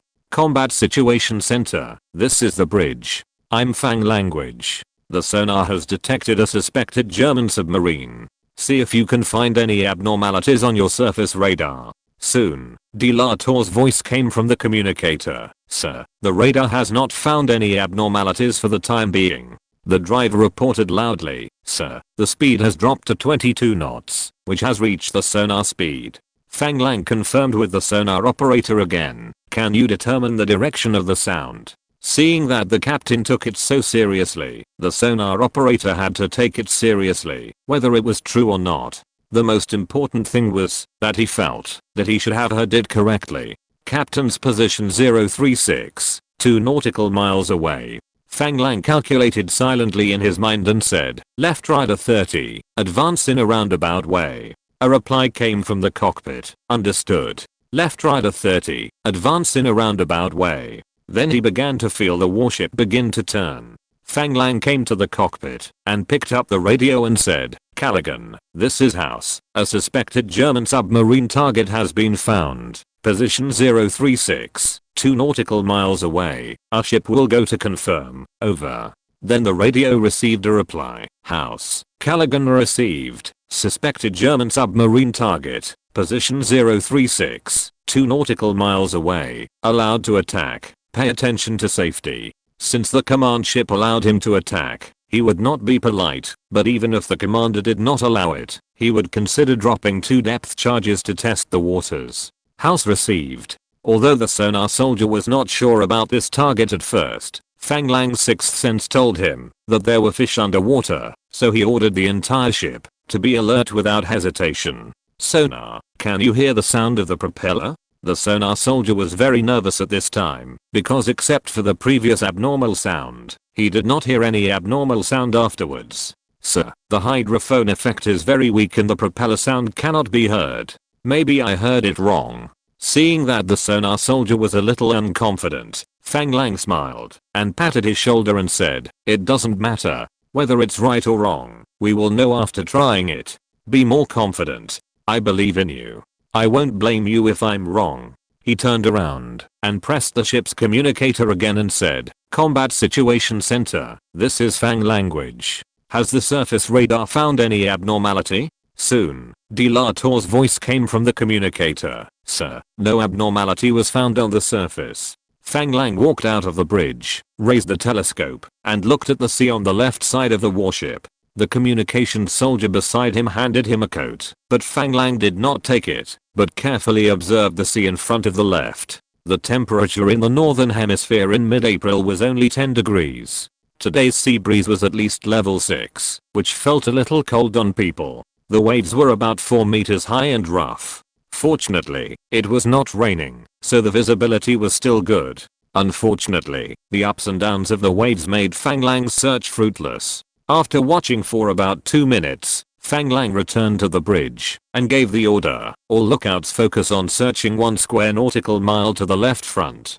Prepare depth charges at medium depth. Let's see if we can force him out." But just as Fang Lang gave the order, he heard a radio operator hand over the communicator and said, "Sir, communication request from the Harry." Fang Lang didn't think much about it, picked up the communicator and said, "Harry, this is House, go ahead." Soon Fang Lang heard Reinhardt's voice from inside. "House, I'm Captain Reinhardt of the Harry. We have searched and confirmed for you. There are no abnormalities in the target area. Please return to the team immediately and maintain escort formation." 1,000 horses galloped through Fang Lang's heart, and he blurted out a Chinese curse, "Idiot."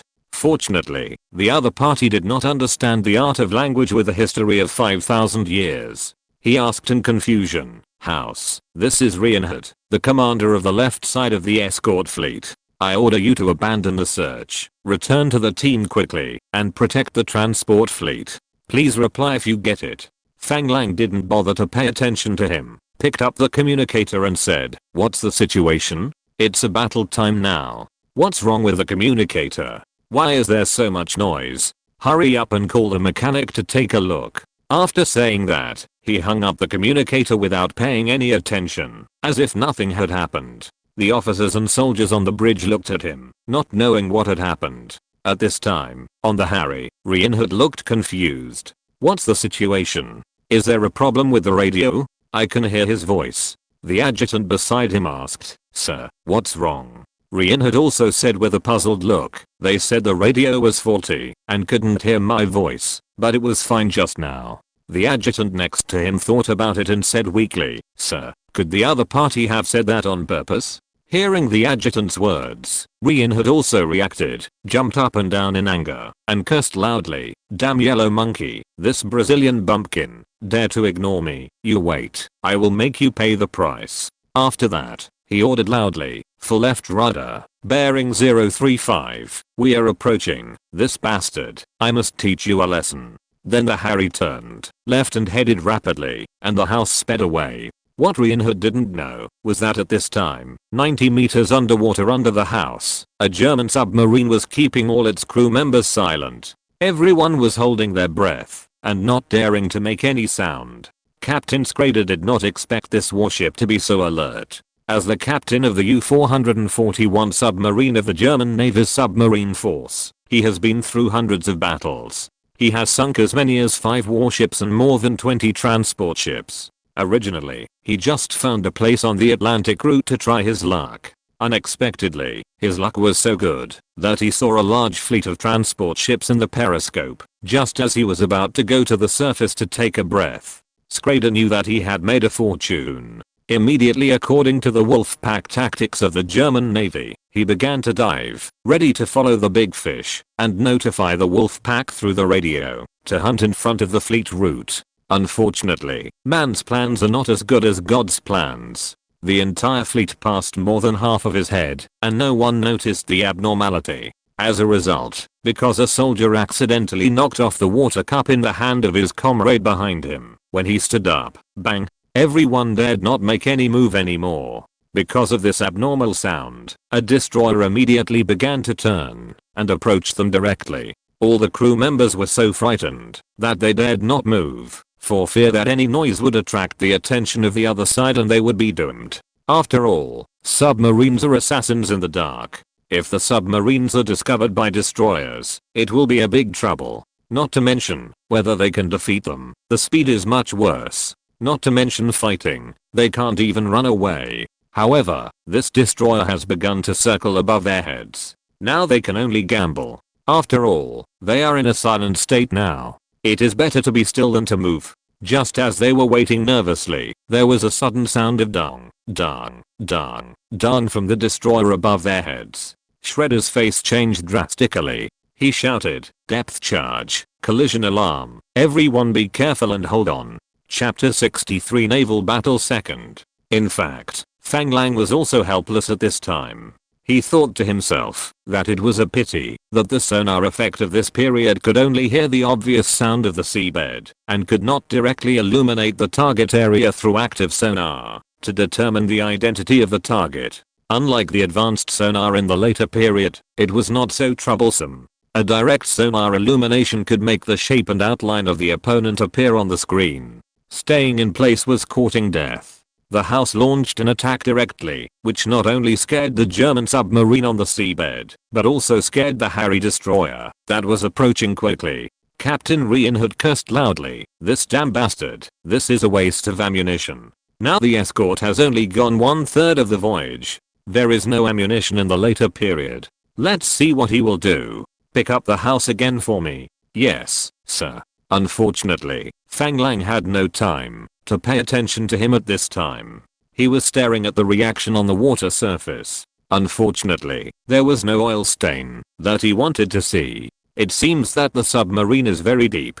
2 more maximum depth charges. I want to see if you can hold on. The crew members on the ship looked at Fang Lang with strange eyes. Obviously, they did not understand Fang Lang's order. Everyone thought that it should be a false alarm from the sonar operator. He couldn't help thinking in his heart that it seemed that he was the captain of a transport ship after all. It was his first time to be the captain of a destroyer. He had no experience and was making a fuss. But fortunately, all the crew members were recruited by Fang Lang himself. Everyone received the allowance issued by Fang Lang and would not hesitate to Fang Lang's order. Yes, 2 maximum depth charges, ready to launch.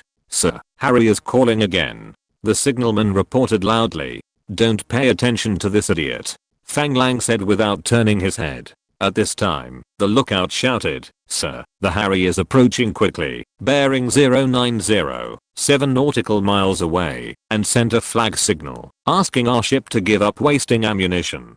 There are no enemy ships in the area, and we are required to return to our position immediately. After hearing the words of the lookout, all the crew members looked at Fang Lang in a daze. Everyone thought that Fang Lang must be wrong. But at this moment, the sonar soldier shouted, "The hydrophone effect is getting stronger. It's the sound of the propeller. Sir, he is right below us. He moved, heading 090. Fang Lang heard it. This is not a ghost. The fish in our bowl is about to be unhooked, and it is heading straight towards his old enemy. Is it going to give the other party a head?" At this time, all the crew members looked at Fang Lang in amazement. They didn't expect that he was right. Fang Lang was overjoyed when he heard this and said, "What are you waiting for? Launch the maximum depth charges. Launch them from both sides at the same time." "Yes, sir. Launch the depth charges." Fang Lang looked at the Harry coming in the opposite direction again and couldn't help but sigh. This can be regarded as a fool's luck. After thinking about it, he ordered, "Right rudder 10, 2/3 power, make a roundabout way. We will go around the side and rear of the Harry. I want to see if I can get a bargain." Because he heard that the 2 depth charges that were not launched in time were launched at the first time. When the friendly forces came, they were launched. Soon, 2 dong sounds were heard. What Fang Lang didn't know was that the reason why Screeder took the initiative to turn on the machine and flee forward was that he found that the Harry was also moving straight and fast in his direction. Screeder's first reaction was that he had been exposed, and if he didn't run, he would be surrounded and killed by 2 destroyers. He had no choice but to cancel the silent state and start to flee. It was also because of his sudden start of flight that he avoided the 2 maximum depth charges dropped by Fang language. Schrader's sudden startup naturally failed to escape the sonar detection of the Harry. When Ryan had heard the report from the sonar operator, he was stunned at first. What was going on? We didn't find any abnormal sea area, but there was really a German submarine hidden there. It was discovered by these Brazilian idiots. This made him feel hot all of a sudden. It turned out that he was the clown. Then, he heard that the submarine was heading in their direction, and he was overjoyed. It was a coincidence. The credit came right to his door. He quickly ordered, "Boatswain, the whole ship is on alert. All personnel are in place. Set the course to 270. Keep an eye on him. Prepare the depth charges. We are about to open." At this time, Captain Schrader of the German U-441 submarine was also very depressed. He hid well, but because of the sound of a water cup falling to the ground, all his previous efforts were wasted. Now, not only did the signal not get sent out, but he didn't even know if he could escape alive. The sound of 2 depth charges falling into the water again from above his head made him nervous again. The 4 depth charges before did not cause much damage to his U-441 due to the depth problem. But if there were more depth charges falling into the water, he would not dare to gamble. Everyone's heart was lifted up, and they kept praying to their old god in their hearts, hoping to escape safely. Unfortunately, the depth of the depth charge this time was the maximum depth. Just as U-441 left, the depth charge exploded where they had stayed. Although it failed to blow them up directly, the powerful shock wave still caused the submarine to leak inside, and the water pressure pipes began to rupture. The soldiers in the submarine panicked and kept reporting the situation to Captain Schrader. "Sir, we are sinking due to decompression. Depth is 100. Everyone hold steady, check for leaks, and repair them as soon as possible. Everyone stay calm, we still have a chance. Sir, position 090. Enemy destroyers are approaching rapidly, 5 nautical miles away. Sir, depth is 101. Hold steady, don't panic." To make matters worse, just when Schrader was racking his brains to find a way to resolve the crisis, bad news came from the power room. "Sir, the power compartment is flooded. We are organizing drainage. The number 1 engine is flooded and can't work. Is there any damage to the torpedo room?" "Sir, the bow torpedo compartment is safe." "Sir, the tail torpedo compartment is flooded and is being repaired." "Sir, the depth is 130. In that case, let's fight to the death. Everyone pay attention. We are heading towards the enemy destroyer in front of us. The bow torpedo is loaded and ready to be launched. First mate, remind me when you are 2 nautical miles away from the enemy ship. I'm glad to fight with you all." After hearing what Schrader said, everyone understood that this was a moment of life and death. Since they chose to be submarine soldiers, everyone was aware that they could be buried in the sea at any time. Everyone began to collect their minds. Some soldiers took out the necklace around their necks, opened the lid, and looked at the smiling face of their beloved girl inside. Some people took out the suicide notes they had written long ago, checked them again, and put them close to their bodies. Some people even began to check their weapons. Obviously, they didn't want to be crushed to death by the water pressure of the sinking submarine, or be swallowed by the explosion of the submarine, and were ready to solve it themselves at the last moment. Schrader looked at everyone's expressions and didn't say much. The moment they became submarine soldiers, they all had the awareness of death. Otherwise, how many people could endure the dark life and turbid air under the water? "Sir, the depth is 150. The destroyer in front is 4 nautical miles away, and the destroyer behind is turning.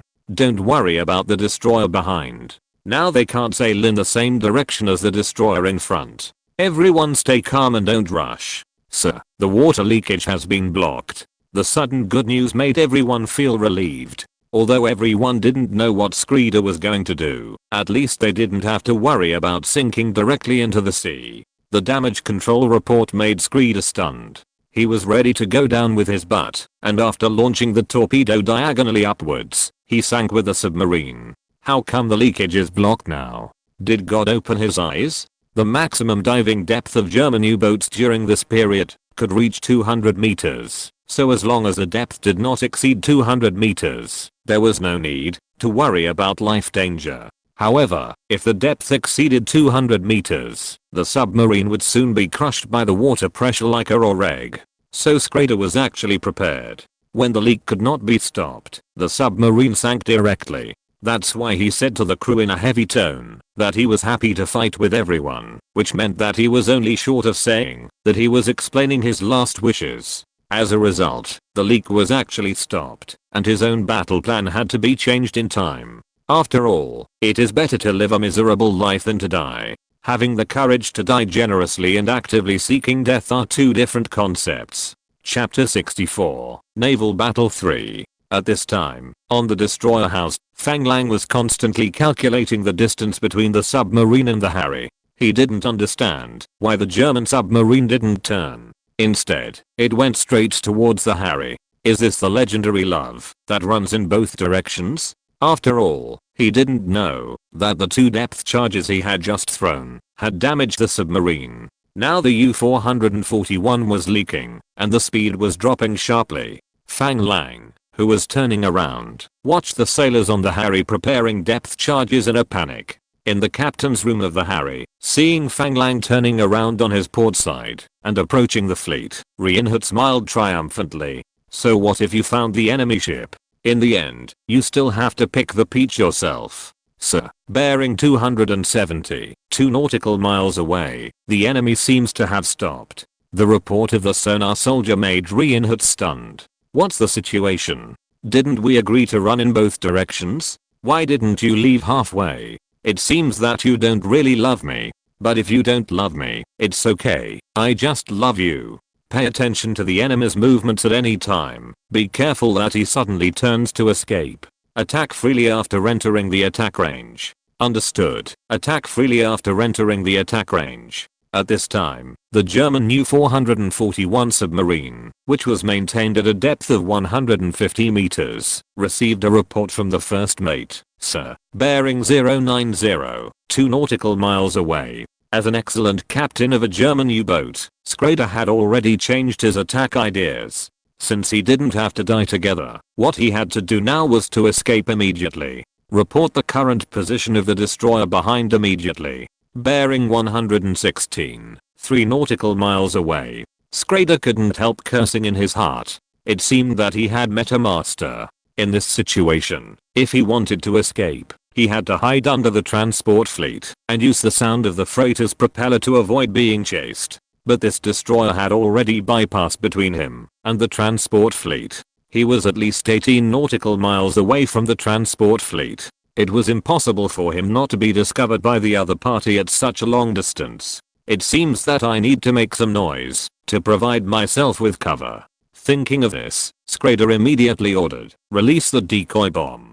Understood, sir. The decoy bomb has been released. The so-called decoy bomb is a mechanical bait invented by the German army. It is the size of a refrigerator and will float in the water like an effervescent tablet and spray outwards, misleading the enemy to attack and taking the opportunity to escape. It is called Pyren Wolf in German, also known as a pill thrower. Right Rider 30, heading 120, we retreat. Understood, sir. Heading 120, Right Rider 30.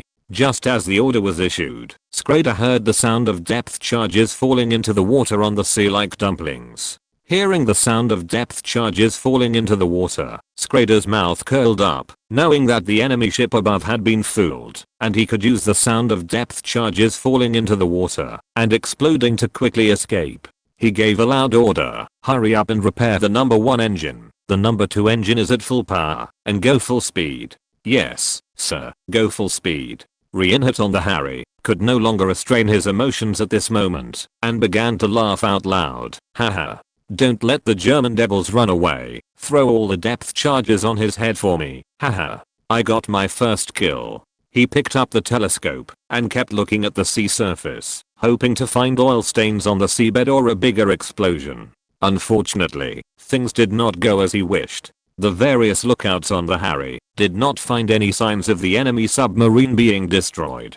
Reinhardt thought that the depth of the depth charge was not deep enough and ordered again. All bombs are dropped at the maximum depth. All the crew members immediately obeyed the order. Yes, sir. Drop the depth charges at the maximum depth. Fang Lang felt very aggrieved when he saw the lively scene near the Harry on the sea in the distance. It was obviously my dish, but it ended up in your bowl. Where can I go to complain? Fang Lang also stood by the side of the ship, using a telescope to carefully help observe whether there were any submarine damages on the sea surface. Although he did not get the credit, it was still an enemy submarine after all. For the safety of the fleet, he also hoped that this U-boat could be destroyed. But as he watched, Fang Lang felt something was wrong. The Harry was bombing so loudly, there was no reason why it could not hit him, unless he sank directly to the bottom. The more he watched, the more he felt something was wrong. He hurriedly walked into the bridge and said to the sonar soldier, "Is there anything abnormal on the seabed?" "Sir." Now the entire seabed is filled with the sound of depth charges exploding, and the sonar is completely unable to work. Fang Lang suddenly realized what was wrong when he heard it. He began to think in his mind, if I were the submarine commander, what would I do? Gradually, his eyes began to light up, as if he had figured out something, and he directly ordered, "Boatswain, the entire ship is on level 1 combat readiness, all weapons are in place." Following Fang Lang's order, the house, which was originally watching the excitement, was like ignited gunpowder, and instantly moved. Combat Situation Center, help me calculate the fastest route from the enemy submarine stop to the transport fleet. In that direction. How long will it take for our ship to meet the enemy if we turn right at 2/3 speed? Fang Lang connected the ship's internal communication and gave orders to the Combat Situation Center. "Yes, sir. Start calculating immediately." De La Tour's reply sounded immediately. Fang Lang ordered the bridge pilot again. "Right at full rudder, 2/3 speed." "Yes, sir. 2/3 speed, full rudder right." Soon the results came through the ship's internal communication.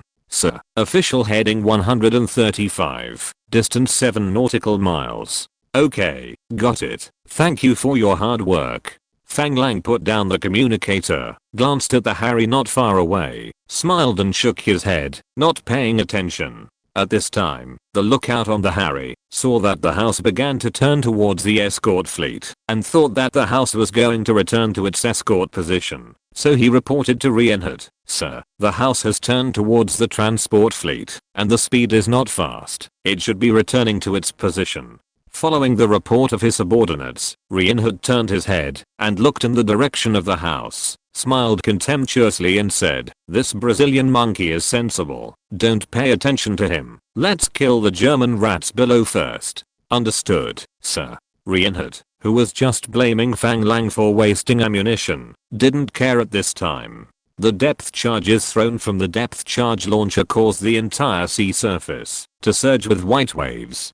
From time to time, sea fish were stunned by the powerful shock wave and floated on the sea surface. At this time, the communication channel of the house received a communication request from the command ship Callaghan. "House, this is Callaghan. Is your ship sure of the results? Please try to save ammunition." Fang Lang was happy holding the intercom. It seemed that Lieutenant Colonel Becky of the command ship heard that the bombing here was too lively and thought I was bombing fish. The noble master of the Harry didn't take the command ship seriously. It seemed that he didn't inform the command ship at all and directly ordered to start. The command ship thought that the house was constantly dropping bombs. Listening to this movement, a total of 60 depth charges were loaded, and now 50 should have been wasted. It turns out that the noble master is rich. He is really rich to use so many depth charges to bomb fish. Has he not found anything unusual for so long? It's really awesome that he can become a captain, even if he is so slow. Command ship, this is the house. We are tracking the enemy U-boat, bearing 135, 5 nautical miles away. The one dropping bombs now is the Harry. Lieutenant Colonel Becky was stunned by Fang Lang's answer. "What do you mean? Didn't you apply for the attack? How come you haven't caught the enemy ship yet?" But the Harry started the attack without reporting it. "House, this is the command ship. Please explain the specific situation so that the command ship can judge the enemy situation." Received the command ship. Our ship discovered the enemy in the 036 direction on the left side of the transport fleet and went to check. After dropping 6 depth charges, the enemy ship fled in the direction of the Harry. It was intercepted and attacked by the Harry. Over. House. Since the Harry has begun to attack the enemy ship, has your ship discovered new enemy situations? Why is it chasing the enemy ship in the 135 direction? Lieutenant Colonel Becky, I'm Captain Fang Lang of the House. I suspect that the Harry was attacking the enemy ship with a bait bomb. According to calculations, I suspect that the enemy ship is fleeing in the 135 direction. Over. After a long while, the voice of Lieutenant Colonel Becky came from the radio. Major Fang, this is Lieutenant Colonel Becky. I agree with your judgment. Please make sure to successfully intercept the enemy U-boat, and do not let it rush into the transport fleet to launch an attack. Over. Chapter 65, Naval Battle 4. It must be said that Lieutenant Colonel Beck is indeed an old captain. From Fang Lang's simple description, he has already had a general understanding of the battle, and agreed with Fang Lang's judgment, which made Fang Lang admire him very much. What Fang Lang didn't know was that Lieutenant Colonel Beck on the Callaghan was even more shocked by his performance. I didn't expect that a cannon fodder level captain who just came out of a short-term training class would have such a nose for war. Major Lopez, what do you think of the captain of the house? Sir, this young man was able to discover the enemy ship in the first time, and quickly judge the target of the Harry's attack, and calculate the interception direction.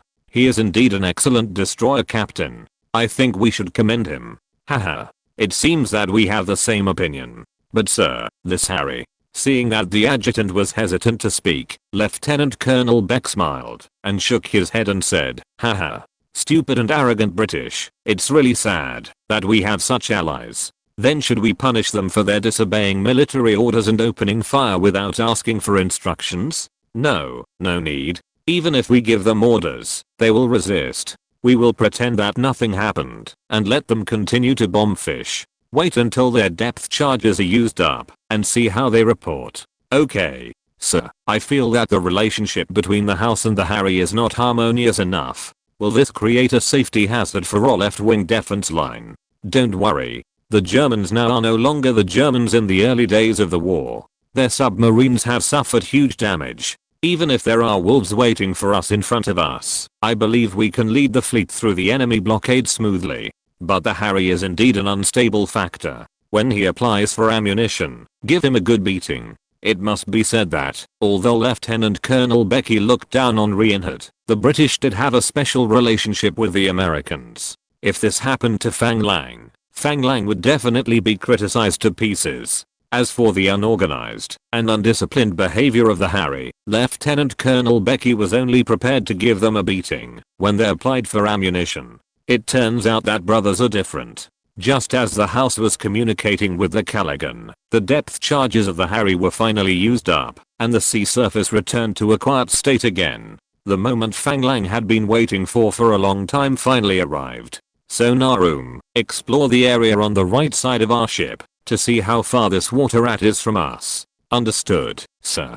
Everyone was staring at the sonar operator's operation. After the sonar operator operated it, a curve jumped up on the electronic screen. The sonar operator shouted in surprise, direction 205, 1 nautical mile away, strong hydrocaustic effect, high speed propeller sound, the enemy is on the right side of our ship. Fang Lang was relieved when he heard it, and he gave the order directly. 5 depth charges, maximum depth, drop every 5 seconds. Yes, sir. Maximum depth, 5 charges, drop every 5 seconds. Right Rider 10, set the course, and advance in a roundabout way. Right Rider 10, the course has been set. Fang Lang was preparing to form a fan-shaped position in front of the enemy, waiting for him to drill in.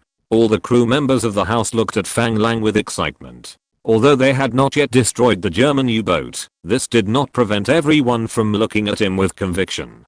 Because he can always anticipate the enemy's moves and accurately predict the enemy's movements in advance. When others think he is wrong, he insists on his own judgment, but the result proves that he is right. Perhaps this is why people often say that the truth is often in the hands of a few people. At this moment, the U-441 boat is in chaos. Screeder's trick of escaping from the shell is really amazing. Listening to the explosions coming from behind, although it makes everyone's ears uncomfortable, everyone knows that this is a salute to provide them with cover and will not cause any harm to them. But just when the roar of the depth charge just stopped, a buzzing sound suddenly came from above the submarine. As a submarine soldier, this sound is simply their nightmare. Everyone knows that this is the sound of sonar working. Now it is too late to shut down the engine and enter silent mode. The submarine, which is sailing forward at the maximum speed, will have no way to avoid it once it is locked by the enemy's sonar. Right full rudder, quick. Screeder's reaction is not slow. It is definitely not possible not to change direction now, because the destroyer above must have locked on him. Sure enough, the sound of depth charges entering the water was heard from above. 5 seconds later, the second sound was heard, and 5 seconds later, the third sound was heard. The depth charges were dropped in a very rhythmic way. Screeder knew that he was finished, and a feeling of if there is you, why not lying emerged in his heart. He couldn't help but sigh in his heart. What a tough opponent. It's speechless to die in your hands. When the third depth charge exploded at the tail of the submarine, the U-441 was severely damaged. The entire submarine seemed to be pressed down into the water by a pair of invisible big hands, and then rebounded by the water pressure. There were almost no people who could stand normally in the entire submarine. Everyone was staggering. Soon the fourth depth charge exploded at the bow of the submarine, directly blowing a big hole in the bow of the U-441. In just a moment, seawater poured into the submarine. At this time, on the Harry, Reinhardt's face was very ugly, and he was cursing at the sonar operator. Didn't you say that the sound was down there? Why didn't we get rid of it, even after dropping all the depth charges? The sonar operator was very aggrieved and whispered, we should have encountered the German pill thrower. Hearing the sonar operator's words, Reinhardt immediately reacted. As a destroyer captain who had undergone professional training, he certainly knew what a pill thrower was. What were you doing before? You only found out that it was a decoy bomb now. You useless thing. The Combat Information Center will help me find this damn water rat immediately. Before the Combat Information Center could answer, the lookout reported, Sir, the house is throwing depth charges. Reinhardt immediately picked up the telescope on the table and ran out, raising the telescope to look at the house in the distance. After hearing the muffled sound of 5 depth charges exploding in the distance, there was no movement. This made Reinhardt confused. If the enemy was found, why didn't they continue to drop depth charges? Were they so sure that they could use 5 depth charges to eliminate the enemy? Reinhardt didn't have to wait any longer. Soon, Fang Lang's steady voice came from the public channel. Report to the escort ship. The house sank an enemy U-boat in the 205 direction. The results have been visually confirmed. The enemy has no chance to surface, and no enemy radio communication signals have been detected. The position of our fleet has not been exposed. Over. Then the voice of Lieutenant Colonel Becky, the captain of the Callaghan, came from the communicator. Received. House. Thank you for your heroic battle. Please return to the escort position as soon as possible. Over. Fang Lang was actually very uneasy at the moment. He didn't expect that he really killed a German U-boat with his own strength. But he couldn't show too much excitement. He had to maintain a cold image, mainly to leave his subordinates with the impression that everything was under his control. Let everyone have no doubt about his combat command ability, and then they will execute his orders without hesitation in the future. House. Received. Return to escort position. Over. After putting down the communicator, Fang Lang found that all the soldiers were looking at him. He looked at each of his subordinates seriously, then came to the intercom in the ship, picked up the intercom, and said firmly to all the soldiers on the ship, yes, we killed him. This is everyone's credit. Everyone is great. Soon the thunderous cheers of the soldiers resounded throughout the house. All the crew members, whether on duty or resting, cheered loudly. Everyone felt that the captain was really amazing. At this time, when everyone looked at the Harry in the distance, they couldn't help but start to show a little mockery in their eyes. After all, everyone will not forget the flag signal sent by the Harry. Chapter 66 Intermission.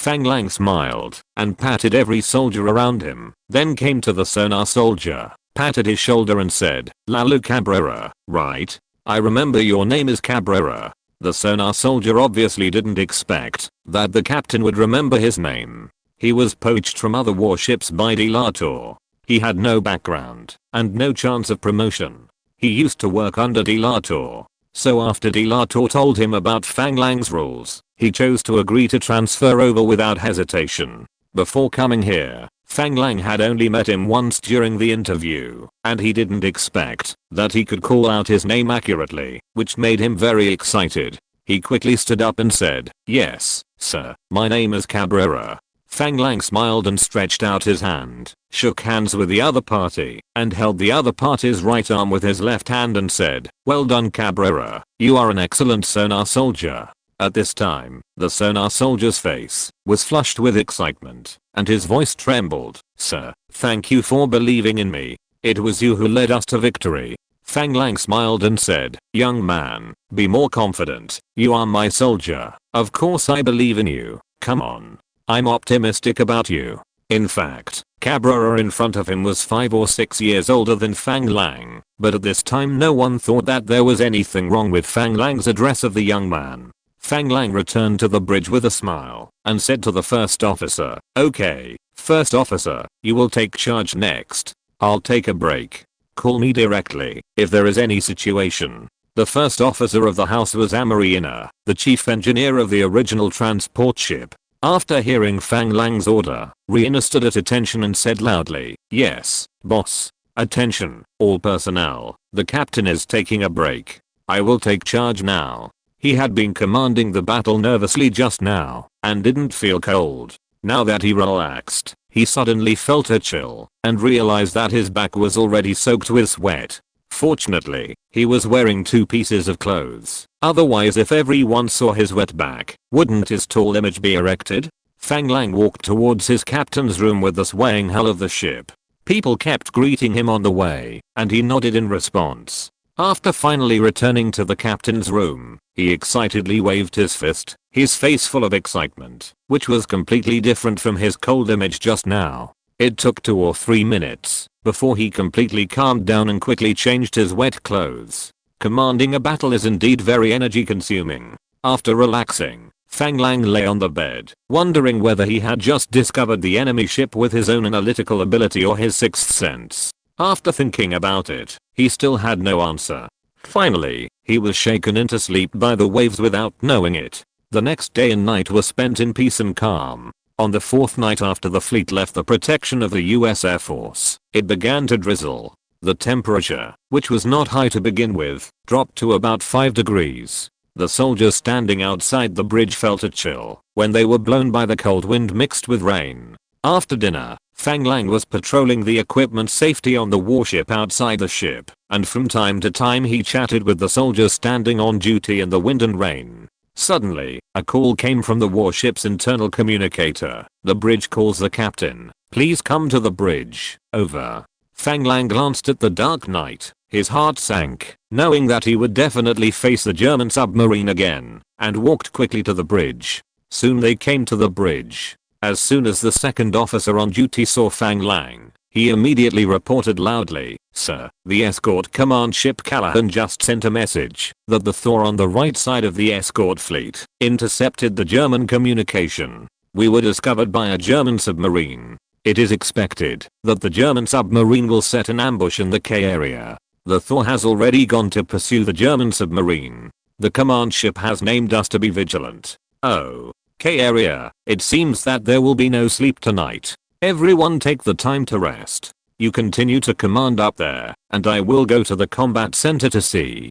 Fang Lang thought that the German army was already on the decline and would not be able to jump around for a few days. Unexpectedly, German submarines are still very active on the Atlantic route. Shaking his head, he put aside the irrelevant things in his mind and walked into the combat center. At this moment in the combat center, everyone had obviously received the notification. The radar had already been turned on and worked. Although it was quite busy, everyone was not panicked. Patting Delator on the shoulder, Fang Lang said, "Old D, aren't you on duty during the day?" Why are you still here now? Go and have a rest, and come back when the battle starts. If you don't rest well, you won't have the energy to fight. De La Tour shook his head helplessly and said, Boss, I want to rest too. But we are all novices after all. This combat information center is too advanced. These are all equipments that we have never touched before. I'm afraid that I will fail. Now you ask me to sleep, but I can't sleep. Fang Lang smiled and comforted De La Tour. We must believe in our brothers. We have all been trained. Besides, even if we don't know how to use these equipment, we won't fight, right? Don't worry. The German devils don't think about attacking the fleet under our protection. Just when Fang Lang wanted to chat with De La Tour for a few more words, the fleet radio sounded, saying that it was a communication from the Harry, asking Fang Lang to answer. Fang Lang was also speechless. Originally, the Harry gained nothing in the battle the day before yesterday. After being slapped in the face, Fang Lang thought that Reinhardt would be more restrained, but he didn't expect that he would become more and more aggressive in the past 2 days. He always asked the house to obey his command, which made Fang Lang very unhappy, and even the crew of the house were very dissatisfied. The army is a very special group. As long as you can lead everyone to victory, everyone will obey your command. But if you can't win by following you, then every word you say is nonsense. Fang Lang knew that Reinhardt must be very unhappy that Fang Lang was able to kill the German U-boat. But as a soldier, war is not a game, not a comparison of winning or losing, but a matter of life and death. Fang Lang felt that he was a mature person, a person who had gotten rid of vulgar interests, so for Reinhardt's boring behavior, Fang Lang just smiled, just like an annoying mosquito buzzing in your ear, and it might also suck a lot of blood from your body, but it can't cause you too much harm. Of course, if there is a chance, Fang Lang will definitely not mind giving him an unforgettable memory for a lifetime, so that he knows why the flowers are so red. Smiling and shaking his head, Fang Lang returned to the bridge and picked up the communicator and said, Harry, I'm Fang Lang from the house. Got it, please go ahead. Over. The voice of Reinhardt immediately rang out on the communicator. House, I'm Reinhardt, the left commander. We will arrive at the K area in 2 hours. In order to avoid the radar system running too long and causing overheating, our ship will turn on the radar in 2 hours. Please make sure that the radar is turned on. If you find any abnormality, please report to our ship as soon as possible. Over. Fang Lang heard it and thought, go to hell, you really think you are an onion? You are afraid that your radar will overheat, but you are not afraid that my radar will overheat. When the battle starts, you can turn on the radar all the time. What should I do? This is really selfish to a certain extent. If it was other trivial matters, Fang Lang would not bother to pay attention to it and pretend to be deaf and dumb, but this kind of thing related to his own safety, wanting to sacrifice himself to fulfill you, then you are thinking too much. Harry, this is house. The relay of our radar system is overheating and is under maintenance. It cannot be turned on now. The specific startup time cannot be determined. Please inform our ship of the enemy situation. After discovering the target, Fang Lang would not directly tear his face with him, and the upcoming battle would not allow it, so he found an excuse of equipment failure and directly rejected his request. In fact, there was nothing wrong with his request. It was indeed a realistic situation. A fairer approach should be that everyone could take turns to turn on the machine, allocate time, and ensure that it was not disconnected. But, my goodness, you directly said that you would rest all the time to deal with the upcoming fierce battle. Do others not have to fight? We are all on the same front. If my radar really has problems at that time, it will definitely not be just me who will suffer losses. When Reinhardt on the Harry heard Fang Lang's answer, he was furious. Damn Brazilian country bumpkin, do you think you are great just because you have a kill record? How dare you ignore my orders? I will definitely make you look good. Chapter 67 Ambush. Fang Lang didn't want to care about Harry's mood. He didn't want to fight internally. Anyway, I would fight the same with or without you. It was obviously impossible to expect the other party to cooperate with him in the fight, so he might as well take care of himself. While Fang Lang was still arguing with the Harry, the fleet radio suddenly received a communication from the command ship Callahan. House, our ship just found an abnormal signal at 068 direction, 27 nautical miles. Now order your ship to go and check. Fang Lang was about to reply when he heard the communication from Harry's re-input on the communicator. Command ship, this is Harry. Our ship is close to the target area and is heading to search. Over. The communicator was quiet for a while and no one spoke. After a long while, Lieutenant Colonel Beck's voice came. Agreed. Harry, go to search. Please check carefully to ensure safety. House continues to maintain the escort position. Over. I don't know what Rian had thought when he heard this reply. Anyway, Fang Lang couldn't help but curl up the corners of his mouth. After all, this was an obvious distrust of the Harry's ability. Fearing that the last situation would happen again, Fang Lang originally felt strange. Obviously, the Harry was closer to the target. Why would the command ship order him to go and check? Now I understand. Isn't this a clear disbelief in the Harry's ability? Harry received. Over. A strange voice came from the communication channel. Fang Lang smiled and shook his head and calmly pressed the communication button and said, House received. Over. Then he pressed the ship's communicator and called, Combat Situation Center, this is the bridge. Please reply if you receive it. Over. Combat Situation Center received. Bridge please speak. De La Tour's voice came. The abnormal signal just found by the command ship. Didn't our ship find it? Report. We just scanned a little abnormal signal on our ship's radar, but it just flashed by, and we regarded it as a malfunction, and did not report it. Over. De La Tour's voice clearly revealed his apology. This was indeed his work mistake. Fang Lang was very annoyed, but considering that everyone had just come into contact with this set of equipment, and could no longer express their emotions in the communicator, he said in a calm tone, this is the last time. Over. Although Fang Lang did not say too many words of blame, all the soldiers in the entire combat situation center could not help but straighten their backs and stare wide-eyed. The soldiers who deliberately wore their headphones crooked because they were uncomfortable with them also put on their headphones. Everyone's work attitude was involuntarily corrected. Everyone knew that this was their own work mistake. De La Tour's eyes were fixed, and he said firmly, please rest assured, boss, there will never be a second time. Over. Mark the target area, and keep an eye on it. I don't care what the results of the Harry's investigation are. We must have our own results. Do you understand? Understood, boss. After giving the order, Fang Lang put on a raincoat, walked out of the bridge, and looked at the dark night sky with a telescope. The dark rainy night seemed to hide a giant beast that could devour everything. The distance of 27 nautical miles was obviously not something Fang Lang's telescope could observe. Even in Fang Lang's telescope, the Harry could not be found. However, Fang Lang still held up the telescope and looked in that direction. Fang Lang did not know how long it had been, perhaps less than 5 minutes. Fang Lang suddenly turned around and said to the boatswain, Level 1 combat alert. Close the watertight compartment, and the sonar will continuously detect the left side of our ship. The boatswain was obviously stunned. What was going on? But he did not hesitate, and directly sounded the level 1 combat alert. In an instant, the house woke up from its deep sleep again.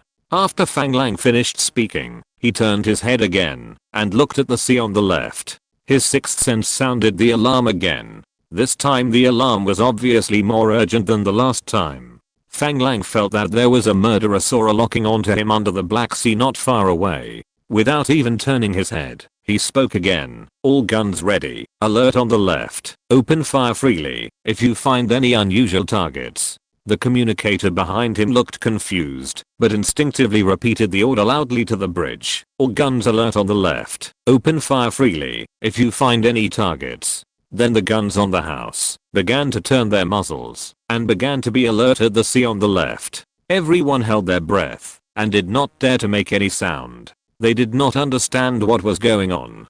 Didn't they just say that the enemy was 27 nautical miles away? Fang Lang never put down the telescope in his hand. About 3 or 4 minutes later, just when everyone thought it was a false alarm, Fang Lang suddenly crossed the bridge and came to the right side of the warship. He raised the telescope and found that a cargo ship was moving forward at a constant speed in front of his right, and his warship was faster than him and would soon catch up with him. Returning to the bridge, Fang Lang stood at the door of the sonar room, closed his eyes, and tried to calm himself down. He hoped that he was just having an illusion, but he knew that it was definitely not the case. There must be a hunter waiting for the most appropriate time under the sea not far away. Suddenly, he remembered the abnormal signal just now. The Harry had left. The Thor on the right line of defense also went to track the German submarine that sent the communication signal. Now the fleet was only protected by 3 warships.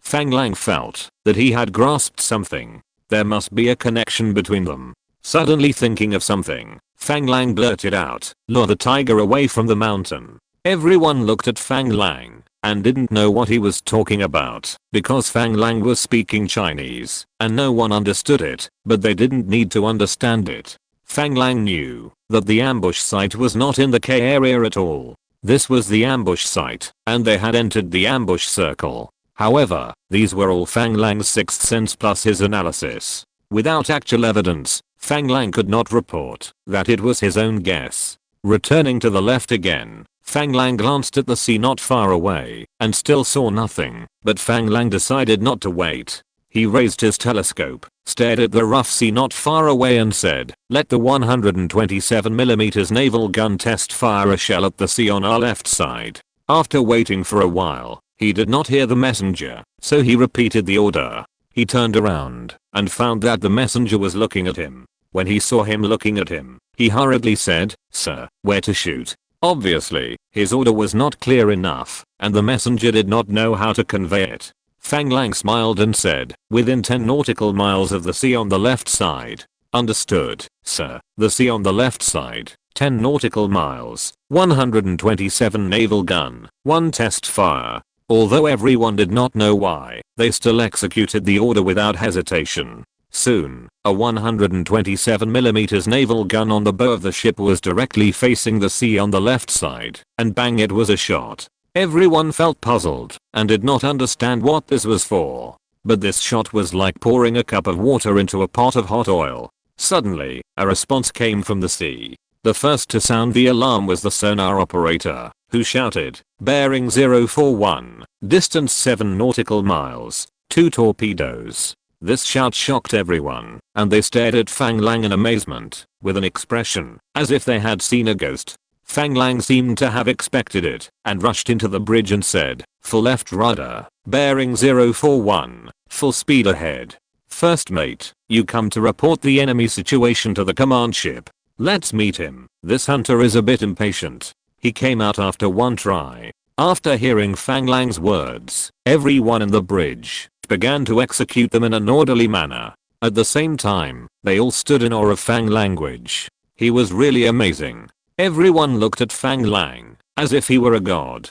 Due to the sudden sharp turn and rapid acceleration, the entire ship began to tilt sharply. Everyone held onto the objects around them tightly. Fang Lang leaned sideways into the intercom and said, "Combat Situation Center, have you found the target?" Report, "No targets found yet." Wait. Position 041, 6 nautical miles away. Enemy spotted. It should be a German U-boat. It has surfaced.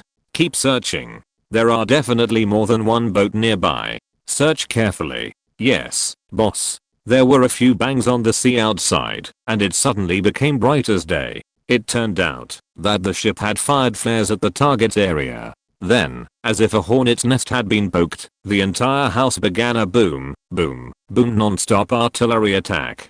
Chapter 68 Rescue. Lieutenant Colonel Becky of the Fleet Command ship was also confused when he heard the message from the house. Why are there so many enemy ships nearby? He could not continue to consider the current situation. Because, since the house discovered the enemy, the other ship David on the right was attacked by torpedoes. The Thor, which was looking for the enemy, was entangled by the enemy, and the Harry could not be contacted. One of the 5 escort ships was injured, and basically lost its combat capability. The other 3 were entangled. Only he had not been attacked. With his experience, if he didn't understand what happened at this time, he would not have to be the captain. However, knowing what happened, he was powerless.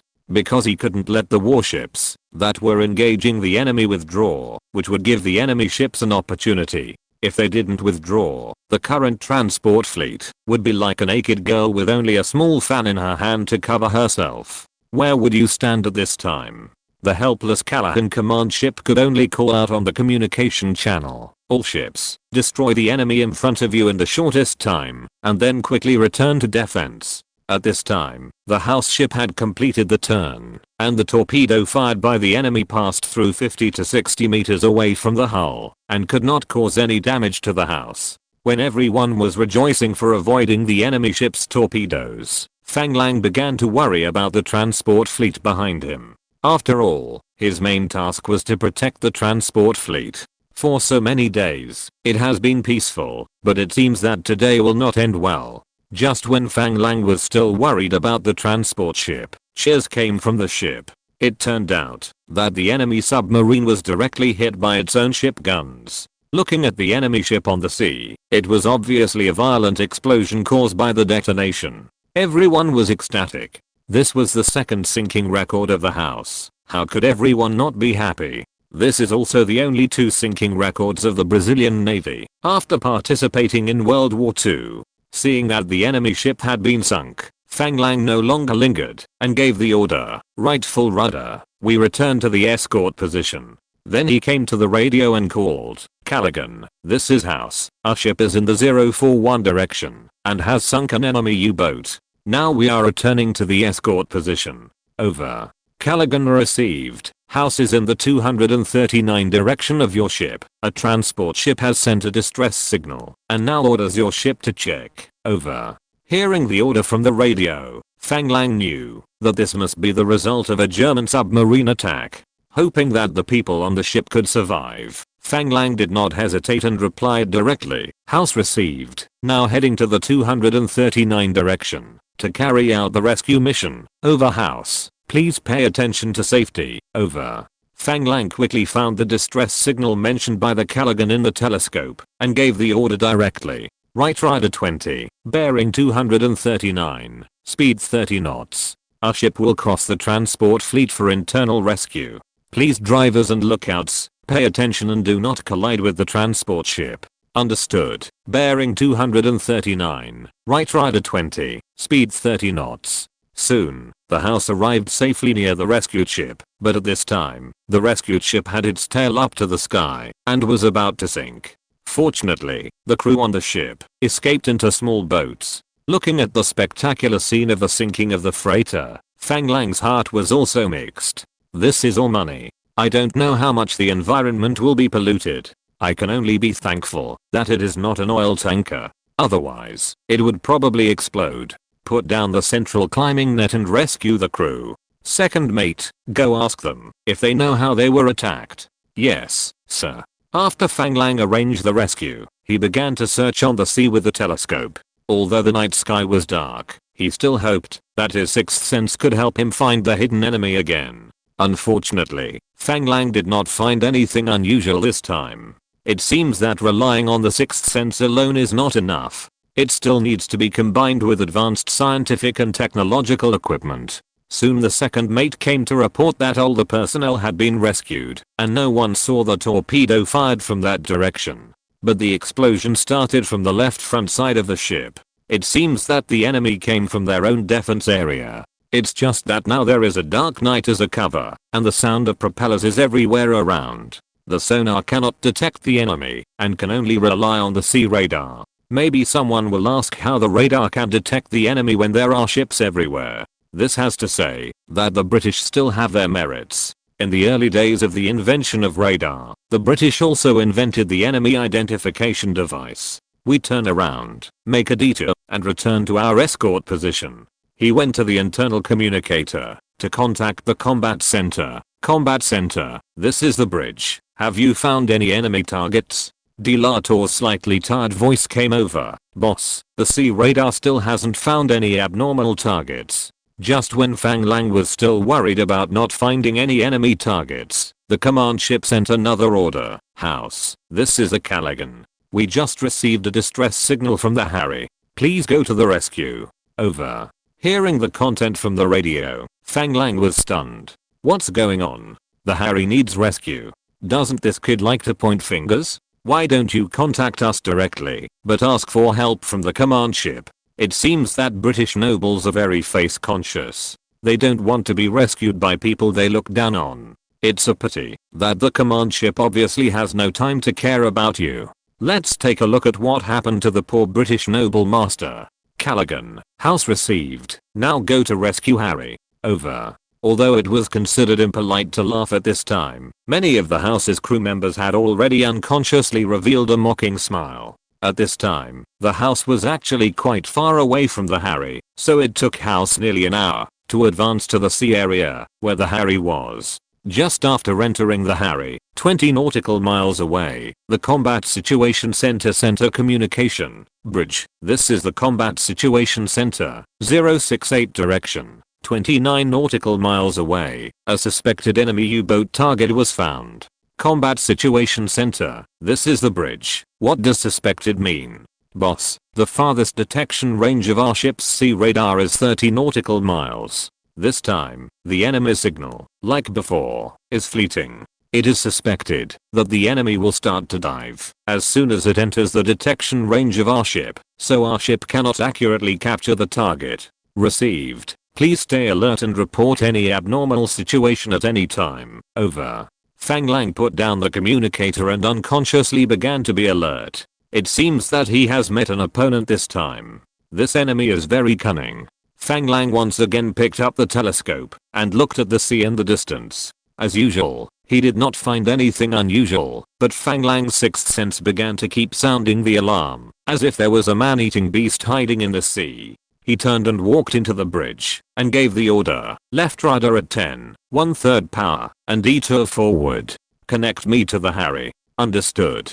Left rudder at 10, 1/3 power, and detour forward. Sir, Harry, the communication is connected. Fang Lang stepped forward and picked up the communicator and said, Harry, this is House. Our ship has been ordered to rescue you. Please explain the damage to your ship. A strange voice came from the communicator. House, this is Harry. Thank you for lending a helping hand. Our ship was hit by a torpedo and the rudder lost power. It may need to be towed. House received. Have you found any trace of the enemy ship? The enemy ship has been sunk by our torpedo, and the enemy that hit our rudder is unknown. Please be careful of enemy sneak attacks. House understands. My good brother is okay. Please rest assured. House, Commander Ian is fine. He just had a head injury and is resting now. House understands. Please be patient. Our ship will come to rescue immediately. The call had just ended, and everyone looked at Fang Lang with a strange look on their faces. At this time, the first mate Amarina asked in confusion, Sir, when did you and Rian had become good brothers? At this time, Fang Lang said with a serious face, Yes. When did we become good brothers with Rian? Rian heard the meaning in Fang Lang's tone. Boss, you mean there is a problem with the Harry? Fang Lang looked at Rian, nodded and smiled. Rian, you are very smart. Our radar has discovered a submarine with the same behavior as the Harry coming to investigate the target, but the Harry just said that the enemy ship was sunk by them. The submarine was less than 9 nautical miles away from the Harry just now. We can detect them.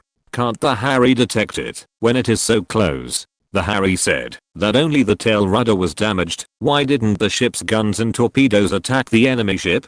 If you're listening to this novel on a channel other than Fanfic World, it means they downloaded and uploaded it without effort. We cordially invite you to visit our channel, Mundo Fanfic Novelos. There you'll find the original version of this story and you can explore many other novels of various genres. We're waiting for you to immerse yourself in a world of incredible novels. Chapter 69 Trap. All the people on the bridge were pale. If this was the case, coming to rescue them would be a trap.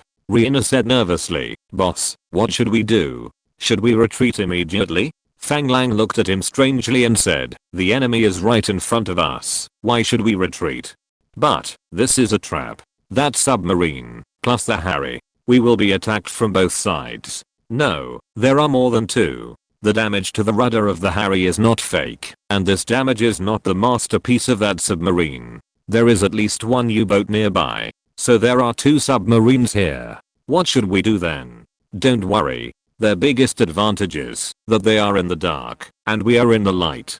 Do you think their advantage is still there now? But even if we know their conspiracy, we are at a disadvantage. However, Fang Lang stopped talking and began to think silently about how he should break the situation. What he couldn't figure out the most now was the Harry. How was it controlled? No matter how you look at it, even if all the people on the two submarines attacked the Harry, there are not as many people on the Harry. If there was a traitor on the Harry, Fang Lang would not believe it. After all the people on the Harry should know that the house and the Harry are not good brothers. If the people on the Harry rebelled, there is no reason for them not to know this. Now Fang Lang estimates that the number of enemy troops on the Harry will definitely not exceed 30, because the members of a U-boat, plus the number of officers, is about 60. If the number of people on a submarine is too small, it is impossible to launch an attack. Therefore, Fang Lang concluded that there will definitely not be many enemies on the Harry at this time.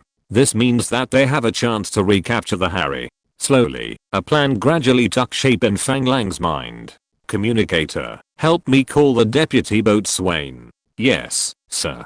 The deputy boatswain of the house's cruiser Duet, the guard squad leader of Fang Lang's original Gillis transport ship. This can be regarded as one person's success and his family's success. It turned out that the main backbone of the Gillis basically followed Fang Lang to serve on the new ship.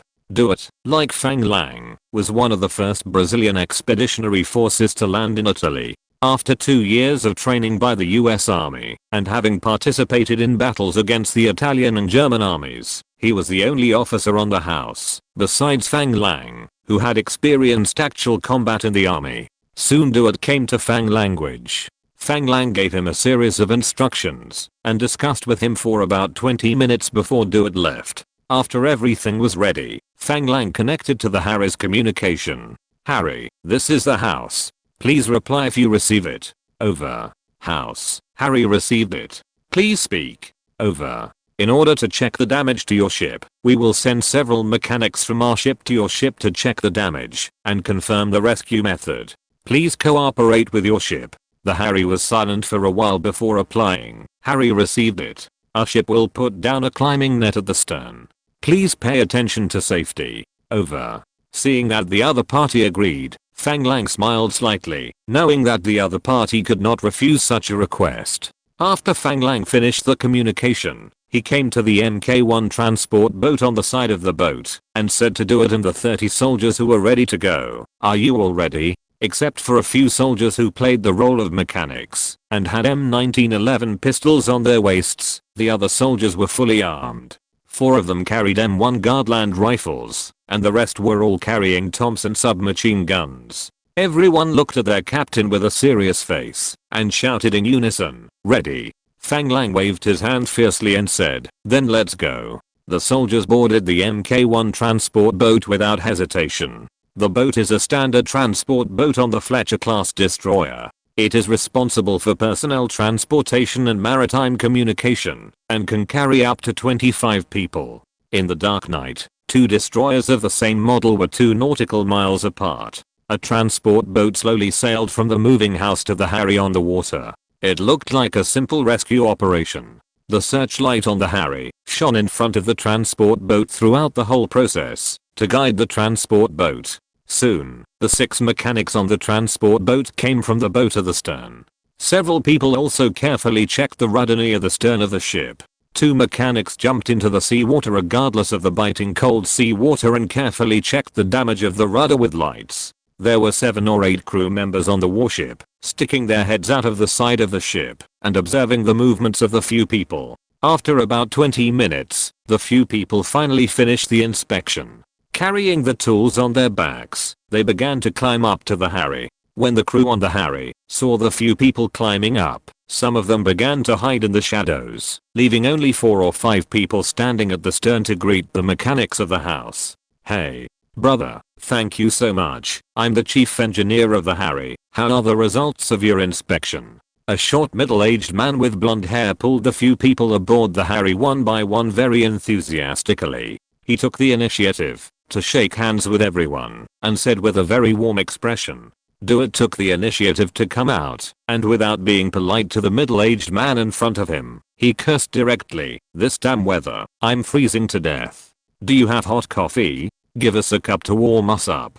The damage to your stern rudder should be beyond repair. Let's ask the fleet's rescue ship to come up and tow you back." Seeing that Dewitt and his men were all wet, and 2 of them were wearing water jackets, obviously the mechanics who had just entered the water for inspection, the requests of the men in front of him were also irresistible, so he could only say enthusiastically, "Yes, yes, yes. The weather is cold and it's raining. We really need to find a warm place and drink a cup of hot coffee to warm ourselves up. Please follow me. Let's go to the cabin to warm up together." Then he casually gave a barely perceptible look to the figures in the dark and turned around and led the way forward.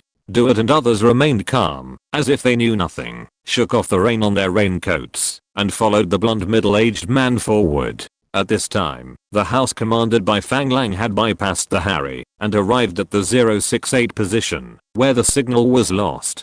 Fang Lang had been standing outside the bridge, staring at the sea not far away with a telescope.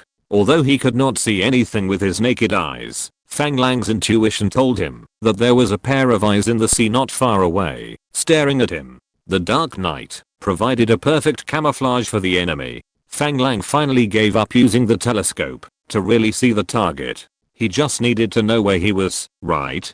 Back in the bridge, Fang Lang picked up the communicator and said, "Combat Situation Center, how far are we from the area where the signal disappeared?" Report to the commander. According to the records, the area where the signal disappeared is about 1 nautical mile directly in front of us. Received. Over. Fang Lang turned his head and ordered the entire ship. The gunfire on the Harry is an attack order. The enemy U-boat is 1 nautical mile directly in front of our ship. All weapons are free to fire after entering the range. Do you understand? Understood, sir. Sonar. Once you open fire, the underwater enemy will definitely move. I hope you can catch them as soon as possible. Remember, it's not him, it's them. There must be another enemy hidden deeper at the stern of the Harry. Be sure to find him for me. Understand? Understood, sir. Just as Fang Lang expected, just 1 nautical mile directly in front of the house, the commander of a U-boat was using a periscope to stare at the Allied destroyer that was getting closer and closer to him. "Sir, why is this destroyer coming straight towards us? Have they discovered us?" he heard his subordinates asking nervously. Calhoun was also confused. He could understand that the enemy did not approach the Harry directly. It was normal for the enemy to check around the Harry, but the circle was too big. It was almost around his head, which made him a little alert. What he didn't understand was that they had been silent for such a long time, and it was reasonable that the enemy could not discover them. But why did they get closer and closer to him? Unfortunately, he was only a participant in this plan, not the planner, and he had to execute it according to the plan. Chapter 70, Annihilation of the Enemy. Calhoun's eyes never left the periscope, and he had to comfort him. "Don't worry. No, we were silent the whole time, and the enemy could never find us. This should be a coincidence. We just need to wait for the signal from our comrades on the Harry, and then we will launch an attack and directly eliminate all these watchdogs. The rest are all cakes on our plates, and we can eat them as we want." The crew members behind him could only pray to their god silently in their hearts. After all, the enemy ships above were approaching them step by step. This depressing atmosphere seemed to make the air in the submarine become sticky, making people a little breathless. At this time on the Harry, Dewitt seemed to inadvertently say to the blonde middle-aged man who was leading the way, "Why did the people on your ship hide their guards in such a small rain?" When the blonde middle-aged man heard this, his face changed drastically. After all, it was obviously abnormal for such a large warship to have only his people. It seemed that he had been discovered. Just as he turned around and was about to start, gunshots rang out behind him. Then, firecracker-like gunshots rang out from the front and back of the Harry. Both sides were in a state of high tension, ready to fight at any time. When the gunshots rang out, the people who greeted them on the Harry also raised their guns, but they were surprised to find that the people on the house reacted faster. Before Dewitt finished speaking, everyone drew their pistols and shot at the enemies around them while looking for cover. The speed of their reaction was obviously faster than that of the ambushers. Moreover, these people were obviously more familiar with the terrain than themselves, which was normal. After all, their own warships and this warship had the same layout. The few people who were hiding secretly and following behind them raised their guns and fired, but were knocked down by the gunshots behind them.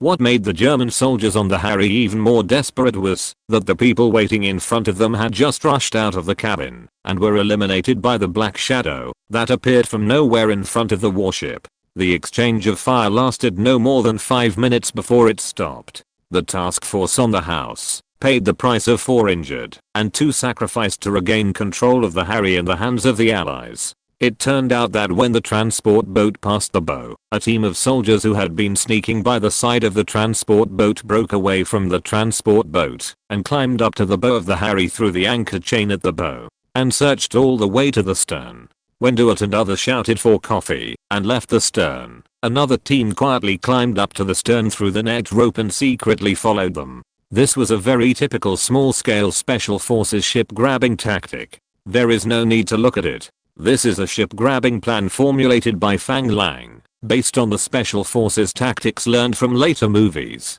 Judging from the results, the tactical goal was achieved. However, the price of casualties paid was definitely beyond Fang Lang's expectations. However, this battle can be said to be a classic Marine Corps tactic that can be recorded in history. It has accumulated rare practical experience for Fang Lang to train the Marines and Special Forces in the future. The speed of the popping gunshots was far slower than the speed of the gunfire, and the house was 9 nautical miles away from the Harry. In addition to the sound of the house ship itself, everyone could not hear the gunshots on the Harry at the first time. Fortunately, the lookout on the house saw the gunfire on the Harry through the telescope. Fang Lang was immediately informed of the exchange of fire on the Harry. When Fang Lang saw the Harry take action, he ordered without hesitation, all artillery, aim at the designated target and fire. The artillery that received the order would no longer hesitate and directly began to rotate the turrets, aiming all the artillery at the position of the enemy ship sent by the War Situation Center.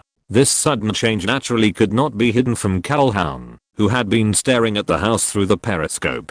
Although the night was dark, with the help of the moonlight penetrating the rainy night, Calhoun could clearly see the metallic luster reflected by the rotating guns on the house. Calhoun, who was frightened, suddenly broke the silence of the U-boat and shouted in a hurry, "Periscope retracted, angle 20, rapid dive, direction 302, 2 vehicles in 10. The submarine, which had been on edge, immediately became a mess, and everyone immediately began to follow the instructions. Before anyone could ask questions, the sound of shells hitting the water came from all around. The sonar operator on the house also responded immediately, "Sir, bearing 122, distance 7 chains, the sound of an enemy submarine diving." After receiving the report from the sonar operator, Fang Lang said without hesitation, "All artillery adjust the angle, bearing 122, distance 7 chains. Fire coverage." After giving the order, Fang Lang stretched his head out again and looked at the water splashed by shells on the sea surface close at hand. There was no sound of the submarine exploding or sinking. Fang Lang ordered again, "Right torpedo tube, set depth 50, bearing 122, 2 torpedoes, fire." "Yes, sir, bearing 122, set depth 50, 2 torpedoes, fire." Then 2 Mk-15 thermal-powered torpedoes were seen, thumping twice from the torpedo tubes on the ship and entering the seawater. Unfortunately, because the distance was too close, the torpedoes did not reach the set depth in the first time, allowing Calhoun to escape. "Sir, bearing 122, distance 6 chains, hydrocaustic effect becomes stronger. The sound of the enemy ship's propeller is obvious. They are turning. They want to get under our ship." Hearing the report of the sonar operator, Fang Lang laughed. "I was just wondering why the enemy submarine didn't fire torpedoes at me in the first time. It turned out that the angle was wrong. But now that the two sides are so close, it's too late for you to turn the angle and fire torpedoes at yourself. Do you want to pass through my bottom and fire the torpedo at me with the stern of the boat? You are dreaming." The submarine was drilling under the destroyer. Isn't this like lighting a light in the toilet, looking for death? Thinking of this, Fang Lang ordered without hesitation, 10 depth charges on the left and right, standard depth, sink him for me. "Yes, sir, standard depth, 10 depth charges on the left and right, throw." Then there was the sound of depth charges entering the water. Looking at the very regular sound of depth charges entering the water on both sides, Fang Lang couldn't help but think secretly, oh, I'm still used to living a hard life. Even the depth charges are stingy. When can I be as generous as Reinhardt? I don't know how Reinhardt is now. If he is dead, it's fine. If he is still alive, knowing that I saved him, I don't know if he will jump into the sea in anger. It would be fun if he really jumped into the sea. It would be even more fun if I could have a camera to record it and take it out to enjoy it often in the future. Although on the battlefield, Fang Lang actually deserted. It seems that 2 submarines were sunk. The people were a little floating and lost their direction. Fortunately, it didn't take long before a loud noise was heard from the bottom of the sea, which was obviously louder than the sound of the depth charge. Everyone knew what was going on without Fang Lang saying it. For a moment, all the firepower seemed to be paused and fell into a strange silence. The searchlights on the ship kept searching on both sides of the sea. Before everyone found the oil stains on the water, the sonar reported again, "Sir, there is a sound of a submarine sinking underwater." Fang Lang did not rush to draw a conclusion, but continued to wait for the observation post on the sea to confirm the results. Turning to the sonar soldier, he said, "Didn't you hear any other abnormalities except this submarine during the whole process?" Report to the commander, "No abnormalities were found." Then after we are done, you focus on monitoring the rear of the Harry to see if you can find this bastard. Yes, sir. Sir, there is oil stain on the right side. The lookout reported loudly. Everyone looked in the direction of the searchlight and indeed saw a large area of oil and debris floating on the water not far away. Everyone looked at Fang Lang, waiting for his final confirmation. Facing everyone's eager eyes, Fang Lang walked to the ship's communicator and said, "Congratulations to us for completing the triple kill. This is the result of our joint efforts. Brothers, well done." As Fang Lang's voice fell, the whole ship was filled with thunderous cheers. At first it was a bit noisy, but slowly it began to rise. Fang Lang heard that everyone was cheering in unison, "Long live the captain. Long live the boss." Hearing everyone's laughter, Fang Lang smiled reservedly and said to the driver, "Bearing 253, left rider 10, we continue to detour around the Harry." With Fang Lang's order, the cheers gradually subsided and everyone began to return to their posts. But from everyone's excited expressions, it can be seen that the emotions obviously did not subside so quickly. Chapter 71 Abnormal. The noise of the battle on the house in the distance naturally attracted the attention of the crew on the Harry. Unlike the worried expressions of the crew on the Harry, Duet and other crew members on the house were much calmer and seemed to be not worried about the battle situation in the distance. Obviously, after these 2 naval battles, Fang Lang established a strong message for all the soldiers. This is why many troops have high combat effectiveness. Having a commander who can lead them to continuous victory has a very significant effect on improving the combat effectiveness of this unit. The crew on the Harry was rescued by Duet from several cabins at the bottom of the ship, except for the captain of the Harry, Reinhardt, who was shot in the right leg, and the deputy captain who was killed as a warning to the monkey. There were no other personnel losses. The rescued people no longer had the pride of the British aristocracy. Everyone became dejected and grey. It was quite a sense of failure. Duet originally wanted to ask why the Harry was hijacked, but after thinking about it, his mission was only to rescue the crew of the Harry, and the commander did not ask him to investigate the reason. But before receiving Fang Lang's order, Duet did not dare to let the Harry crew take over the Harry directly. After all, it was impossible for the Harry to continue fighting before the reason for the Harry's hijacking was investigated. The battle of the house was soon decided. Duet saw the house winning again through the telescope and looked at the Harry crew who were under centralized management. He felt an inexplicable sense of pride in his heart. Duet went to the bridge himself and connected to the communication of the house. "House, this is the Harry. Please reply if you receive it." "Harry, house, please speak." "Boss, we have completed the rescue mission of the Harry crew as planned. Please give your instructions."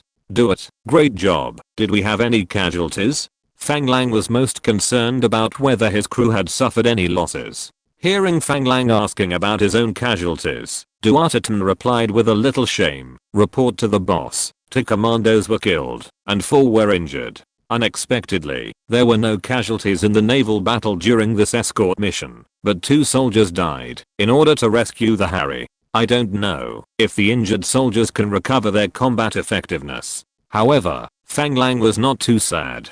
Being a soldier and dying on the battlefield is the fate of soldiers. There is nothing to be sad about. How is the Harry's crew? Report to the boss. Except for the deputy captain who was killed and the captain who was injured in the leg, the rest of the crew of the Harry were rescued from the bottom cabin. How many enemies are there?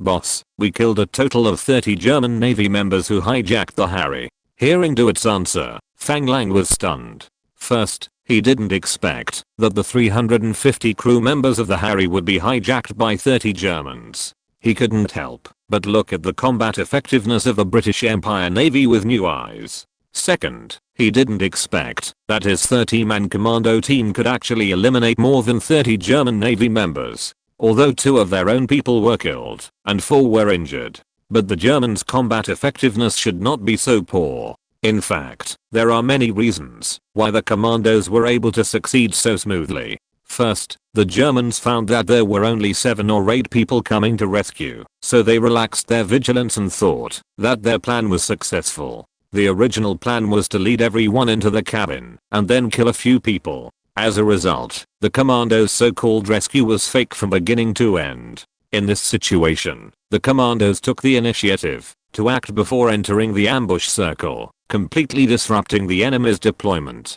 And approaching covertly, the team members who suddenly appeared attacked from behind the enemy, completely messing up the enemy. The commandos have been serving on the same type of destroyer, and they must be more familiar with the terrain than the enemy who just occupied the enemy ship. Therefore, the commandos' victory is justified. Hearing Fang Lang's silence, Duet had to take the initiative to speak. Boss, what should we do with these Harry's crew members? Should we hand over the Harry to them?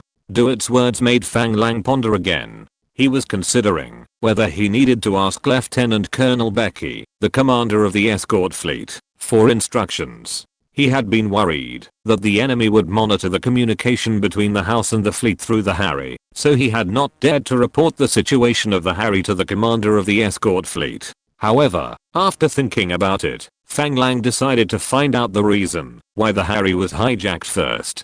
Duet, you arranged 2 soldiers to transport the main officers of the Harry to the house by transport boat. I want to learn about the incident from them first. Instruct the soldiers not to give them the opportunity to collude with each other. I need to know the real situation. Do you understand? Yes, boss. I will arrange for soldiers to send people over immediately. The house continued to approach the Harry carefully in a roundabout way. Soon the lookout reported that a transport boat was approaching the house. Fang Lang picked up the telescope after hearing the report. With the help of the slightly white sky, Fang Lang saw a transport boat approaching the house quickly. I don't know why Fang Lang felt that the Harry was very dangerous. His sixth sense once again issued a warning, which made Fang Lang very strange. Why did the Harry, which was already controlled by his side, still give him a sense of danger? Fang Lang now believed in his intuition very much. Since his intuition told him that the Harry was in danger, then the Harry must be in danger.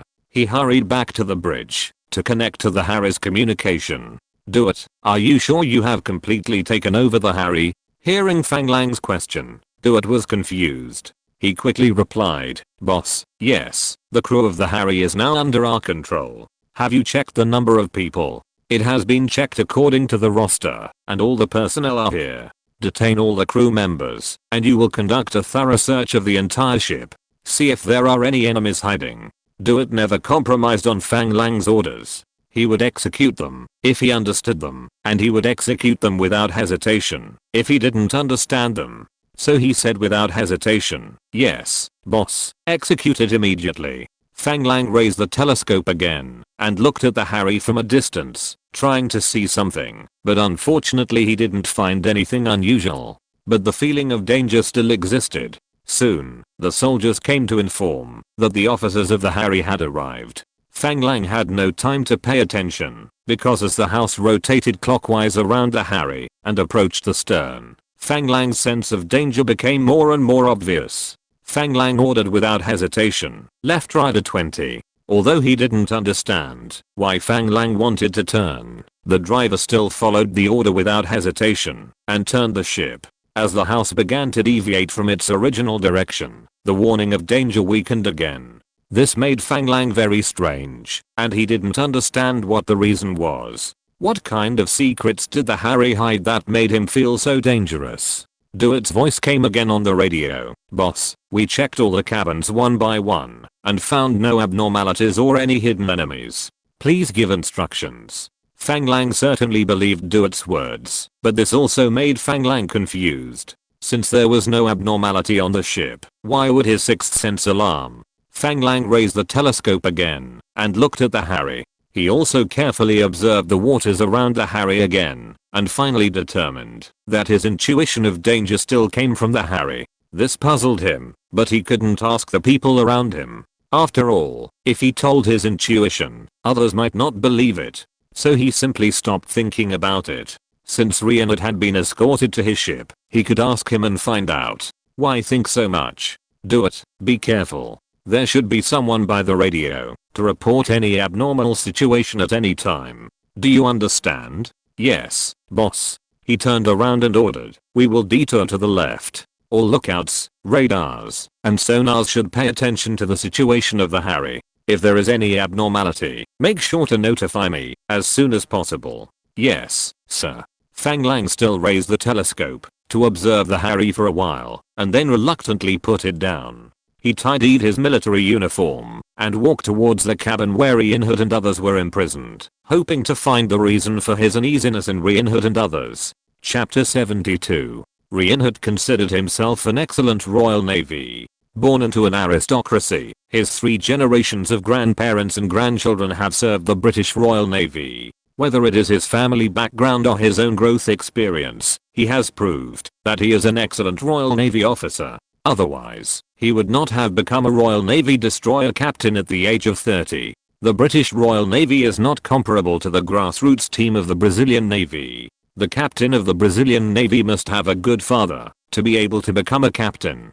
To be the captain of a destroyer at such a young age, isn't this a disregard for human life? How could such a person lead a destroyer to defeat the Germans? But the reality is very slapping. The damn Brazilian country bumpkin can always find enemies that he can't find and can easily destroy the enemy. And he is a great British Royal Navy, an excellent destroyer captain, but he has always slipped away from under his nose by the enemy. It was not easy to snatch an enemy from the Brazilian country bumpkin, but he capsized in the gutter and needed to be rescued by the Brazilian country bumpkin. After being brought to the house by the Brazilians, the house did not take further action against him immediately, but no one paid any attention to him, as if they were simply going to imprison him. This was simply an insult to the British Empire's Royal Navy. Unfortunately, the situation was stronger than the person, and he was indeed a loser, becoming a bait used by the enemy to lure and kill friendly forces. He could understand that the Brazilians imprisoned him and others, which was really rubbing his face on the ground. Just as Reinhardt was still complaining to himself, a Brazilian officer came in and interrupted his thoughts. "Mr. Reinhardt, our captain, Commander Fang Lang, asks you to come over." Reinhardt noticed that this damn bastard no longer called him the commander. Did the higher-ups decide to cancel his position as captain? Soon Reinhardt followed the officer's instructions and came to the small conference room of the warship. The officer went up and knocked on the door and heard a voice from inside. "Come in." The officer pushed open the door and led Reinhardt in. Reinhardt saw 2 people sitting inside, both of whom were his classmates. Everyone knew each other. When Fang Lang saw Reinhardt coming in, he did not greet him, but said directly, "Major Reinhardt, please take a seat. Regarding the situation of the Harry, I need you to give me a complete explanation of the situation. Please make sure it is true, because I believe you can understand your situation without me saying it. I will definitely report it to the Allied commander. I believe that both the Allied forces and the Royal Navy need a complete investigation report. Of course, this report will not be issued by me. The reason I'm asking you now is that I suspect that there is still an enemy U-boat hiding in the nearby waters. I need to find the answer from you. I hope you can tell me the truth." Looking at Fang Lang and Elator in front of him, Reinhardt knew that Fang Lang was right. For such a serious problem, He might even be sent to a military court. Although he has always looked down on the Brazilian idiots in front of him, he has always felt that these idiots do not understand what naval warfare is. But now reality has slapped his arrogance to the ground. It can even be said that his fate is in the hands of this yellow man in front of him, and he has no choice but to lower his proud head and put down his noble status. Maybe the man in front of him will say a few good words for him to the Allies, and with his family's background in the British Royal Navy, this matter can be resolved quickly. So, he began to correct his attitude and saluted Fang Lang and de la Tour very formally with a British military salute and said sincerely, "Major Fang, Captain de la Tour, first of all, thank you for rescuing the Harry and myself. I'm extremely grateful. I deeply apologize for the loss and damage caused to you by the Harry becoming a trap to lure you to death. However, please believe me no matter what. I guarantee on the honor of my family that this is not my intention at this time."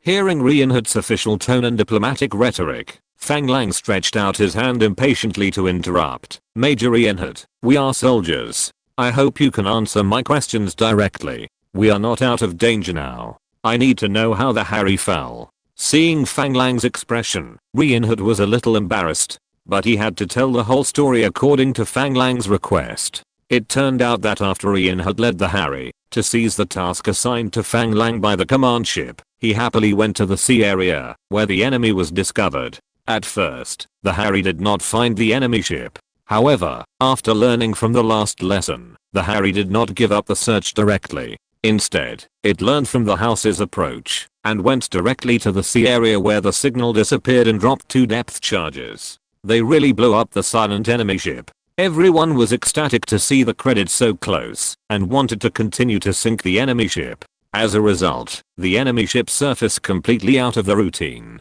Just when the Harry was about to use the naval gun to bomb the other side into slag, the other side directly raised the white flag.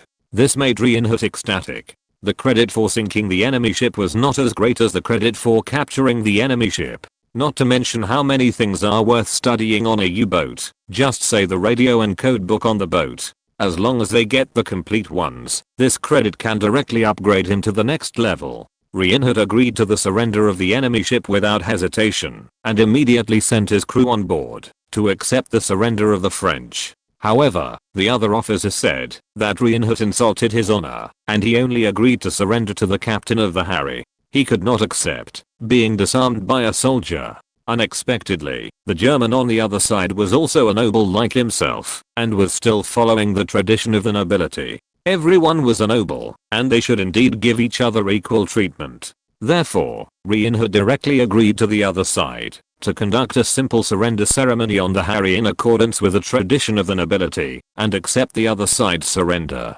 Everything went according to plan, but just as Reinhardt was about to take over the other side's weapons, an accident happened. A torpedo shot from nowhere directly hit the stern of the Harry. The bridge of the Harry, which was accepting the surrender of the enemy ship, had no one in command, and watched the torpedo hit the tail rudder. Then, the surrendered enemy directly resisted, and the commander of the other side directly hijacked Reinhardt and threatened the Harry to surrender. Otherwise he would order another submarine to sink the Harry directly. Originally, Reinhardt was very tough and directly rejected the enemy's unreasonable demands. For the honor of the Royal Navy, he would rather sink with the Harry. But the enemy shot the deputy captain's head with a shot. When the red and white stuff on the deputy captain's head splashed all over Reinhardt, Reinhardt had to admit that he was scared and timid. However, in order to maintain the honor of the Royal Navy, he still trembled with his legs and rejected the enemy's request. The cruel enemy did not hesitate and shot Reinhardt in the leg without even saying hello.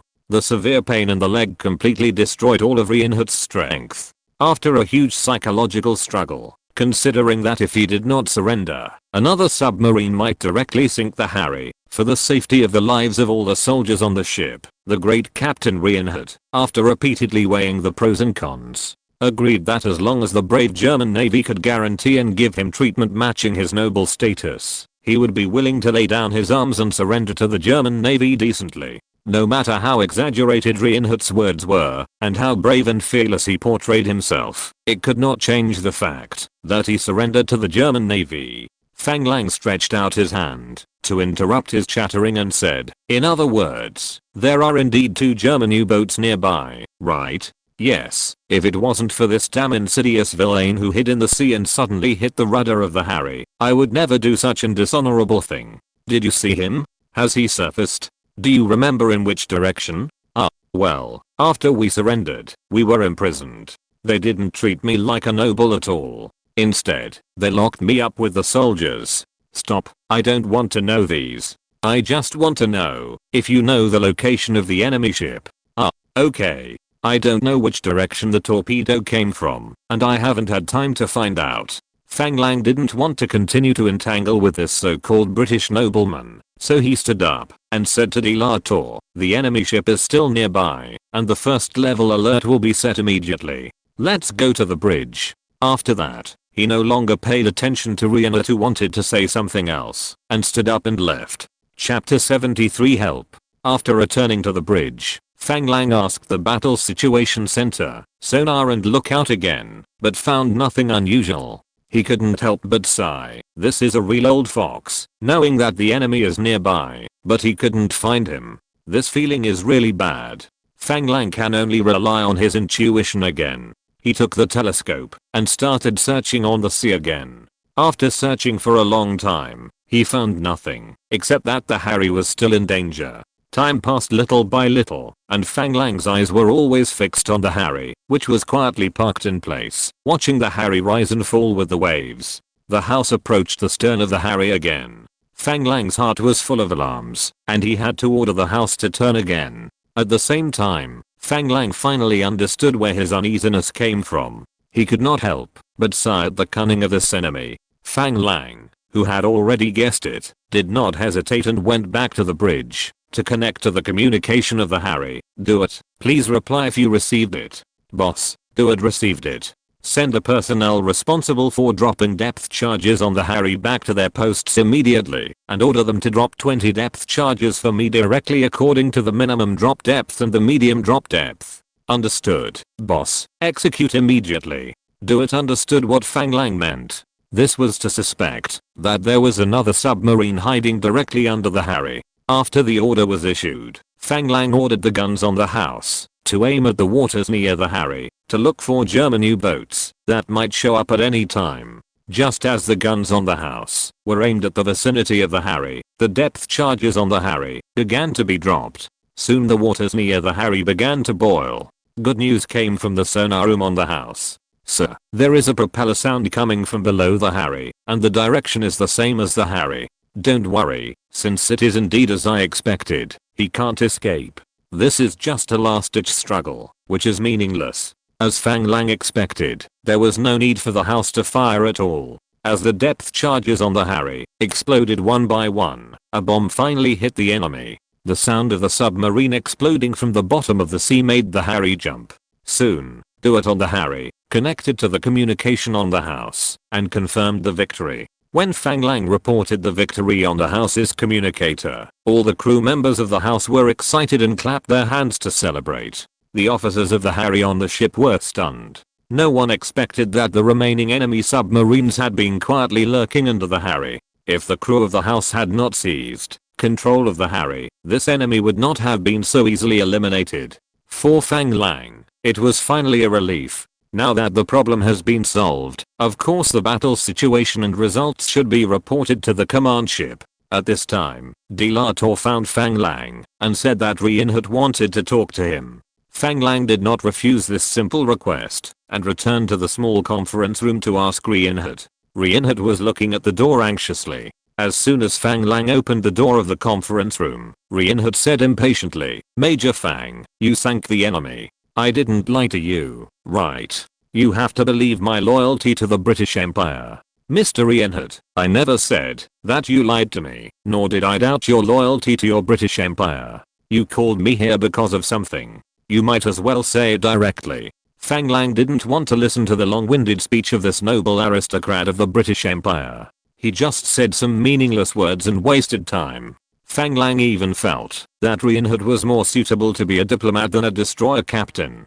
Seeing Fang Lang's impatient expression, Rianhood could only end his long speech somewhat angrily, and looked at Fang Lang earnestly and said, "Fang, we are classmates. I wonder if you can let me borrow the telegraph on the ship to send a telegram to my father for the sake of our friendship? Do you know what your situation is now? Do you think your request is reasonable?" Looking at Rianhood's pleading expression, Fang Lang wanted to pour a glass of water directly on his face to sober him up.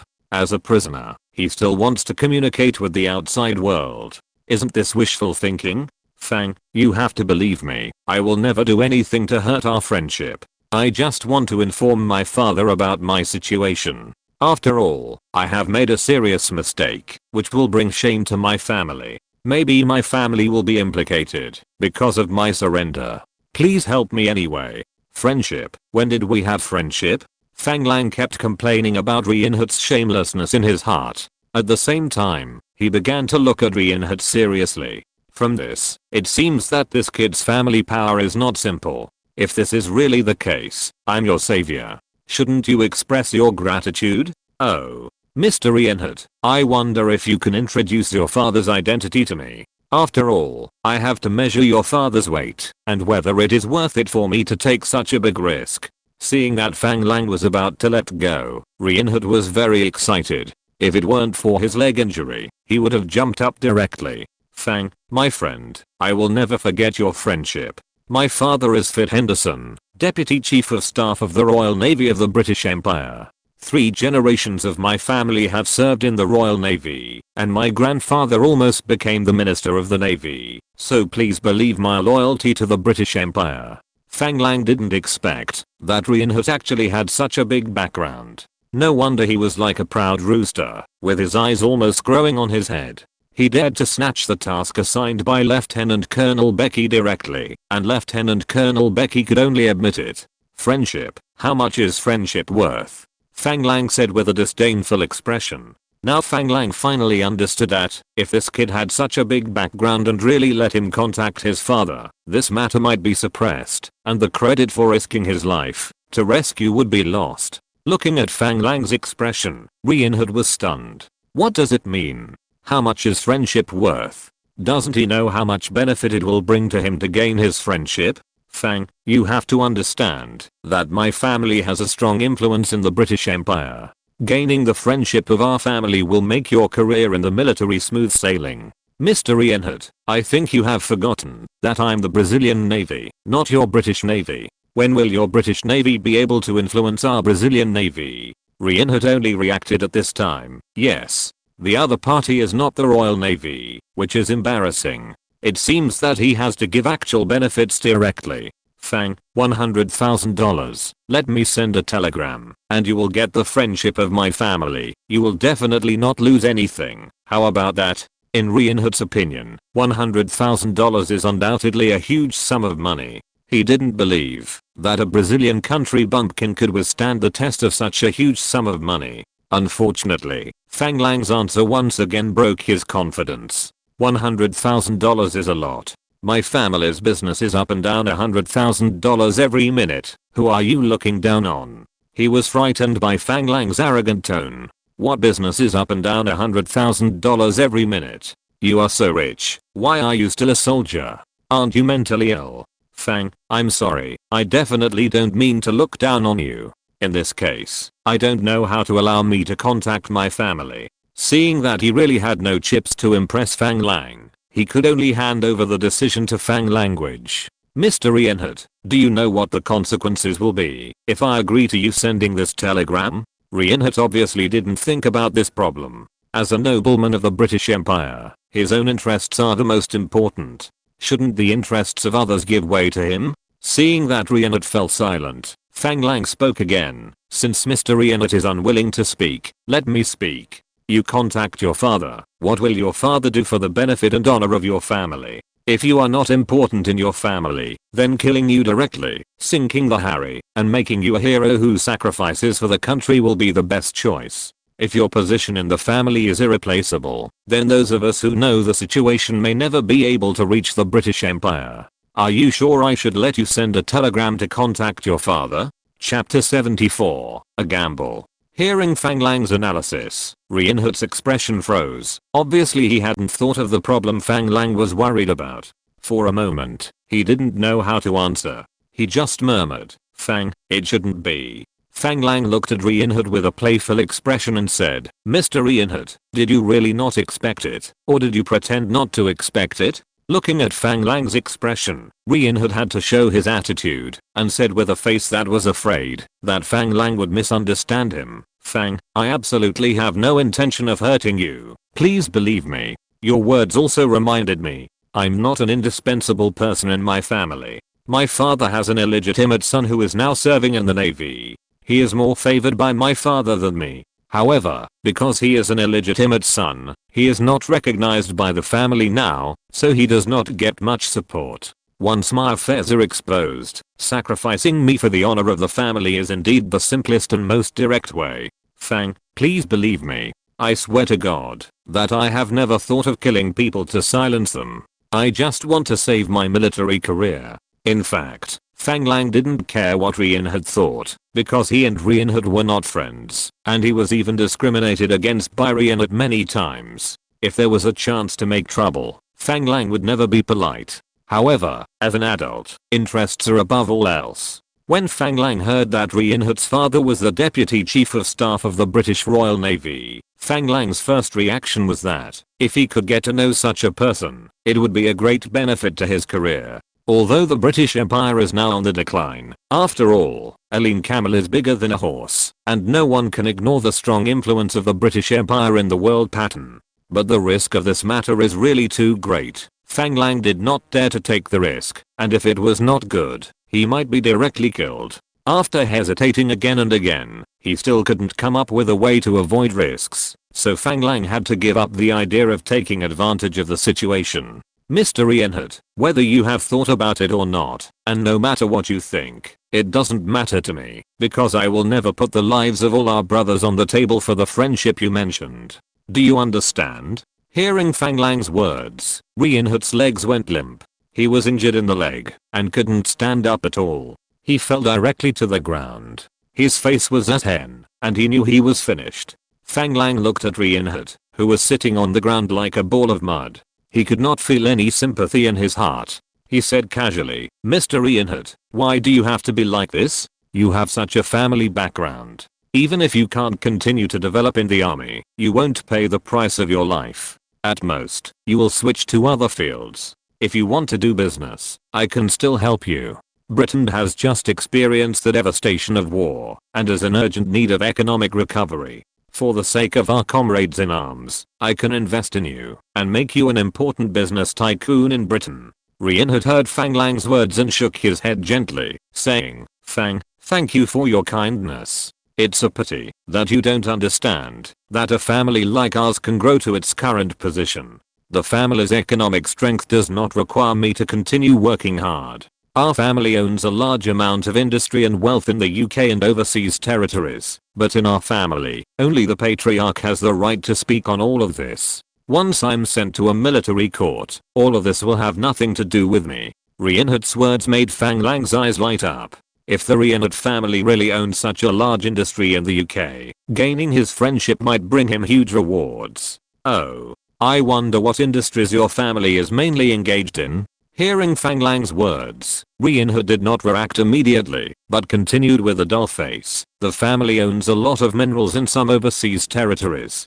In the UK, it is mainly engaged in industries related to shipbuilding. It also undertakes some military aircraft manufacturing orders. There are many industries, and I'm not sure how many industries there are." Reinhardt's words made Fang Lang speechless for a moment. He didn't expect that this guy didn't even know what companies his family had. How could he start? Just when Fang Lang was still speechless, Reinhardt seemed to realize something. He suddenly raised his head and looked at Fang Lang and said, "Fang, you want to carry out comprehensive cooperation with my family, right? Fang, I won't contact my father anymore. As you said, if my father knows my situation, the situation you said may indeed happen, but my mother will never do that, because he only has me as a son, and she will never watch me lose everything that should belong to me. It seems that Reinhardt still hasn't given up, but Fang Lang can also understand his mentality at this time. Fang Lang smiled helplessly and said, "Mr. Reinhardt, it seems that you have a lot of cards. Is your mother also so powerful? If so, you don't have to worry about your position being lost." Reinhardt knew that Fang Lang would definitely not help him if his interests were damaged or might be damaged. So he said anxiously, "Fang, my mother certainly doesn't have such great power, but my grandfather is Lord Chatfield, the current chairman of the London Regional Casualty Evacuation Committee." Fang Lang looked at Reinhardt in front of him speechlessly, who seemed to be desperate and tried all kinds of treatments. He shook his head helplessly and said, "Mr. Reinhardt, it's not that I don't want to help you. Are you sure that your grandfather, the chairman of the London Regional Casualty Evacuation Committee, is in this position? Can he rescue you from this situation?" This time it was Reinhardt's turn to look at Fang Lang with a strange face and said, "Fang, haven't you heard of this name?" Looking at Reinhardt's strange expression, Fang Lang looked unlucky. "Damn. Is this name famous? He is not the Emperor of England. Why should I remember him?" Without waiting for Fang Lang to answer, Reinhardt took the initiative to speak. "My grandfather served as the first Sea Lord of the Royal Navy and was the Admiral of the Royal Navy. Of course, he has retired now. Although he cannot directly command the Royal Navy, I believe that with his influence in the Royal Navy, there must be a way to save me. Moreover, he cannot directly command the frontline naval forces now, so we don't have to worry about being silenced. Please help me. Fang, as long as I can keep my position in the family, I will spare no effort to repay your kindness in the future. I swear in the name of God." Fang Lang was dazzled by Reinhardt's background. Damn it, no wonder this kid always looks like the boss of the sky, the second of the earth, and the third of him. It turns out that with such a background, if I were to be reborn into him, wouldn't I be a god of Europe?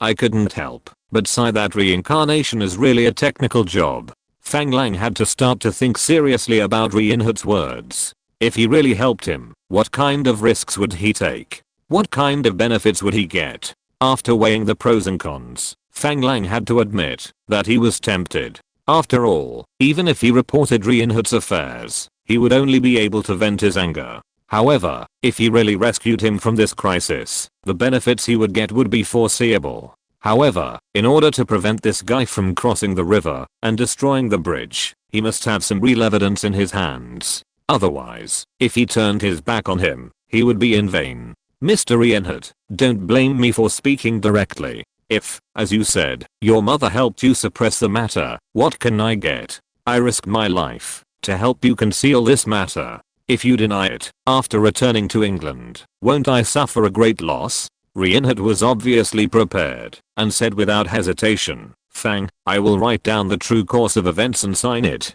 If I go back on my word or do anything that goes against my promise, please make it public and I will be ruined." However, Fang Lang just smiled and said, "Mr. Reinhardt, if you really put such a handle in my hand, you will never be able to sleep or eat well in the future.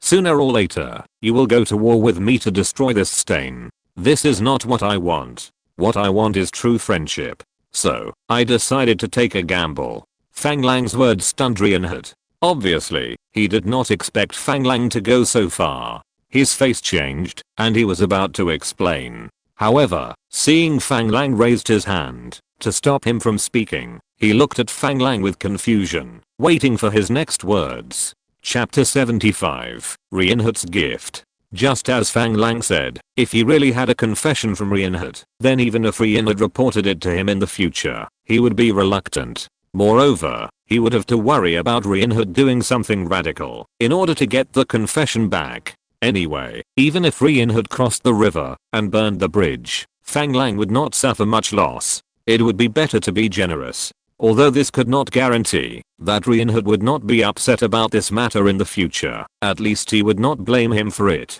So I decided to pretend that this incident never happened. I will arrange for someone to send you back to the Harry and withdraw my crew. In addition, a gag order will be issued to my crew. I only completed the mission of rescuing the Harry and sank 2 German submarines. As for what happened on your ship, I know nothing. How you report what happened to your superiors and how you comfort your crew are your own business." Hearing Fang Lang's words, Reinhardt completely ignored the injury on his leg, got up from the ground and said, "Fang, are you serious? Didn't you report the abnormality of the Harry to the command ship before?" Fang Lang smiled and stepped forward to support Reinhardt and said, "Since the German devils have controlled the Harry, if I report to the command ship, can't they also monitor it from the Harry? If so, wouldn't they know that I discovered the abnormality of the Harry? If the trap is discovered, they will definitely attack directly. I'm a destroyer, but I'm not sure to face the siege of 2 U-boats and a destroyer directly." As he spoke, he patted Reinhardt's arm, who was obviously trembling with excitement. After Reinhardt heard what Fang Lang said, he trembled all over, was so excited that he couldn't speak, his face flushed, and tears began to flash in his eyes. He stared at Fang Lang blankly, and after a while he slapped himself on the face, and said in a trembling voice, "Fang, I'm sorry. I have always looked down on you, and even discriminated against you. I didn't expect you to be able to help me like this. I apologize to you for my arrogance and prejudice. I apologize for discriminating against you because of your skin color. From today on, you are my savior. I will prove this kindness with my actions. I will never let you down." Seeing Reinhardt's expression, Fang Lang knew that he was serious, but whether it was true or not, Fang Lang no longer cared. Since he decided to take a gamble, he would definitely do his best to show his favor. Therefore, after hearing what Reinhardt said, Fang Lang patted him on the shoulder and said, "Okay, Reinhardt, since I said that I will treat this matter as if it never happened, I will do what I say. Now the problem you have to worry about is not my side. I can assure you that on the house, I have issued a gag order, and no news will be spread. However, whether the personnel on the Harry will tell others is not something I can guarantee. So I suggest that you think about how to make the crew of the Harry forget this unpleasant experience." Obviously, Fang Lang's words hit Reinhardt's pain point. Not many people on the house knew what happened to the Harry, but more than 300 people on the Harry were all detained by the enemy. Among them, will there be people who are unwilling to surrender? There is no doubt that there must be. Then these people will definitely be upset about Reinhardt's order to surrender, and they may stab this matter after docking. In this case, the deal reached between Reinhardt and Fang Lang would inevitably fall through, which neither of them wanted to see. Therefore, after considering for a long time, Reinhardt decided to send a telegram to his mother as originally planned. Fang Lang directly lent the telegraph room to Reinhardt, turned around and began to clean up the mess. He first reported directly to the command ship that he had successfully completed the task of rescuing the Harry and sank the 2 ambushed German submarines. Because the tail rudder of the Harry was damaged and could not continue to sail, it needed to be towed by a rescue ship. After Fang Lang completed the report, he sent Reinhardt, who had already contacted his mother and completed the communication, back to the Harry and took back Duart and others. Fortunately, the 4 people injured on the Harry were all slightly injured, and they were also treated in time by the military doctor on the Harry, and there was no big problem. But the 2 sacrificed soldiers did make Fang Lang very sad. This was the first time that his soldiers had casualties after Fang Lang was reborn. For this reason, Fang Lang presided over a solemn sea burial ceremony for the 2 soldiers, and promised in front of all the officers and soldiers on the ship that in addition to the pension from the Brazilian government, he would pay a death allowance of $10,000 for each of the 2 soldiers to commend their heroic performance. All the soldiers looked at Fang Lang eagerly. After all, $10,000 was not a small amount at this time. Fortunately, Brazil is not a country where fighting often occurs. Otherwise, if his men always suffer casualties, Fang Lang can't stand it. In this way, after another 3 or 4 days of sailing, the transport fleet finally entered the combat radius of the British Air Force, and British Air Force planes were protecting the fleet all the way. Fang Lang was very nervous, fearing that Reinhardt's family would come to kill him, and he was so scared that he ordered all anti-aircraft firepower to maintain a first-level combat readiness throughout the journey. Time passed quietly in Fang Lang's fear, and soon the fleet finally arrived safely in Plymouth, England. This escort lost a total of 5 transport ships and 2 escort destroyers were injured, which can be regarded as a successful completion of the escort mission. Originally, according to Fang Lang's prediction, they would not have any more missions after this voyage. After all, the Germans would surrender soon. Just as Fang Lang was waiting for further orders, Reinhardt boarded the house again. After recuperating for a while, Reinhardt had completely recovered to the high-spirited state when Fang Lang first met him. He drove directly to the gangway of the house in a luxury car, making the crew of the house think that some great person had come. They immediately ran into the cabin and called Fang Lang out. As a result, when they saw that it was Reinhardt, everyone curled their lips and ignored him. Reinhardt, however, came forward and gave Fang Lang a warm hug without caring about the etiquette of British gentlemen. Fang, I have a good news to tell you secretly. Looking at Reinhardt in front of him, Fang Lang almost didn't dare to recognize him. After all, this was very different from the Reinhardt that Fang Lang had originally remembered. Of course, Fang Lang was happy to see this change in Reinhardt. Who doesn't want to have more friends? Oh, have you settled your own affairs? Congratulations. Reinhardt laughed and said, my affairs were all settled before we landed. This is not the good news I want to tell you today. Oh, is there any better news? Brother, the Germans are going to surrender. Isn't this good news? Reinhardt's words startled Fang language. Is this guy so well informed? They should still be negotiating now. Is it confirmed now? He couldn't help but look at Reinhardt in surprise. How did you know? Haha. Brother, have you forgotten my family background? Of course, this news is not the most important good news I want to tell you. Is there any better news than the Germans surrendering? After all, now we can go home with peace of mind. Brother, although I know that you sank 4 German U-boats this time, which is enough for you to upgrade to another level after you go back. However, as your friend, I have secured a benefit for you. Reinhardt looked at Fang Lang with a proud face. He was obviously very satisfied with the gift he prepared, and he was very confident that Fang Lang would be very satisfied. Looking at his expression, Fang Lang couldn't help but feel a little excited. Okay, stop keeping me in suspense. Tell me if you have any good news. Haha, I guarantee you will be satisfied with this gift. Didn't I just tell you that the Germans are about to surrender? To be precise, Germany's General Dönitz will order all German submarines to surface and surrender to the Great British Royal Navy on May 8th, which is the day after tomorrow. What does surrendering to you have to do with me? Brother, of course I can't forget you for such a good thing. So, I convinced my father, and then we will go to the Atlantic together to accept the surrender of 2 U-boats, one of which is my gift to you. How about this gift? It took Fang Lang a while to react after hearing Reinhardt's words. Of course Fang Lang was very happy about such a good thing. He could no longer suppress the joy in his heart and lowered his voice and said, you mean, I can take a U-boat back to Brazil as my trophy, right? Haha.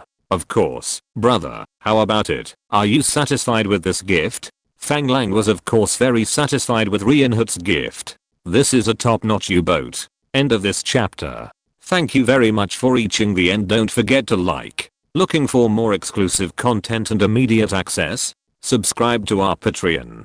Remember, every like, subscription, or donation encourages us to continue. Thanks to everyone. See you in the next video.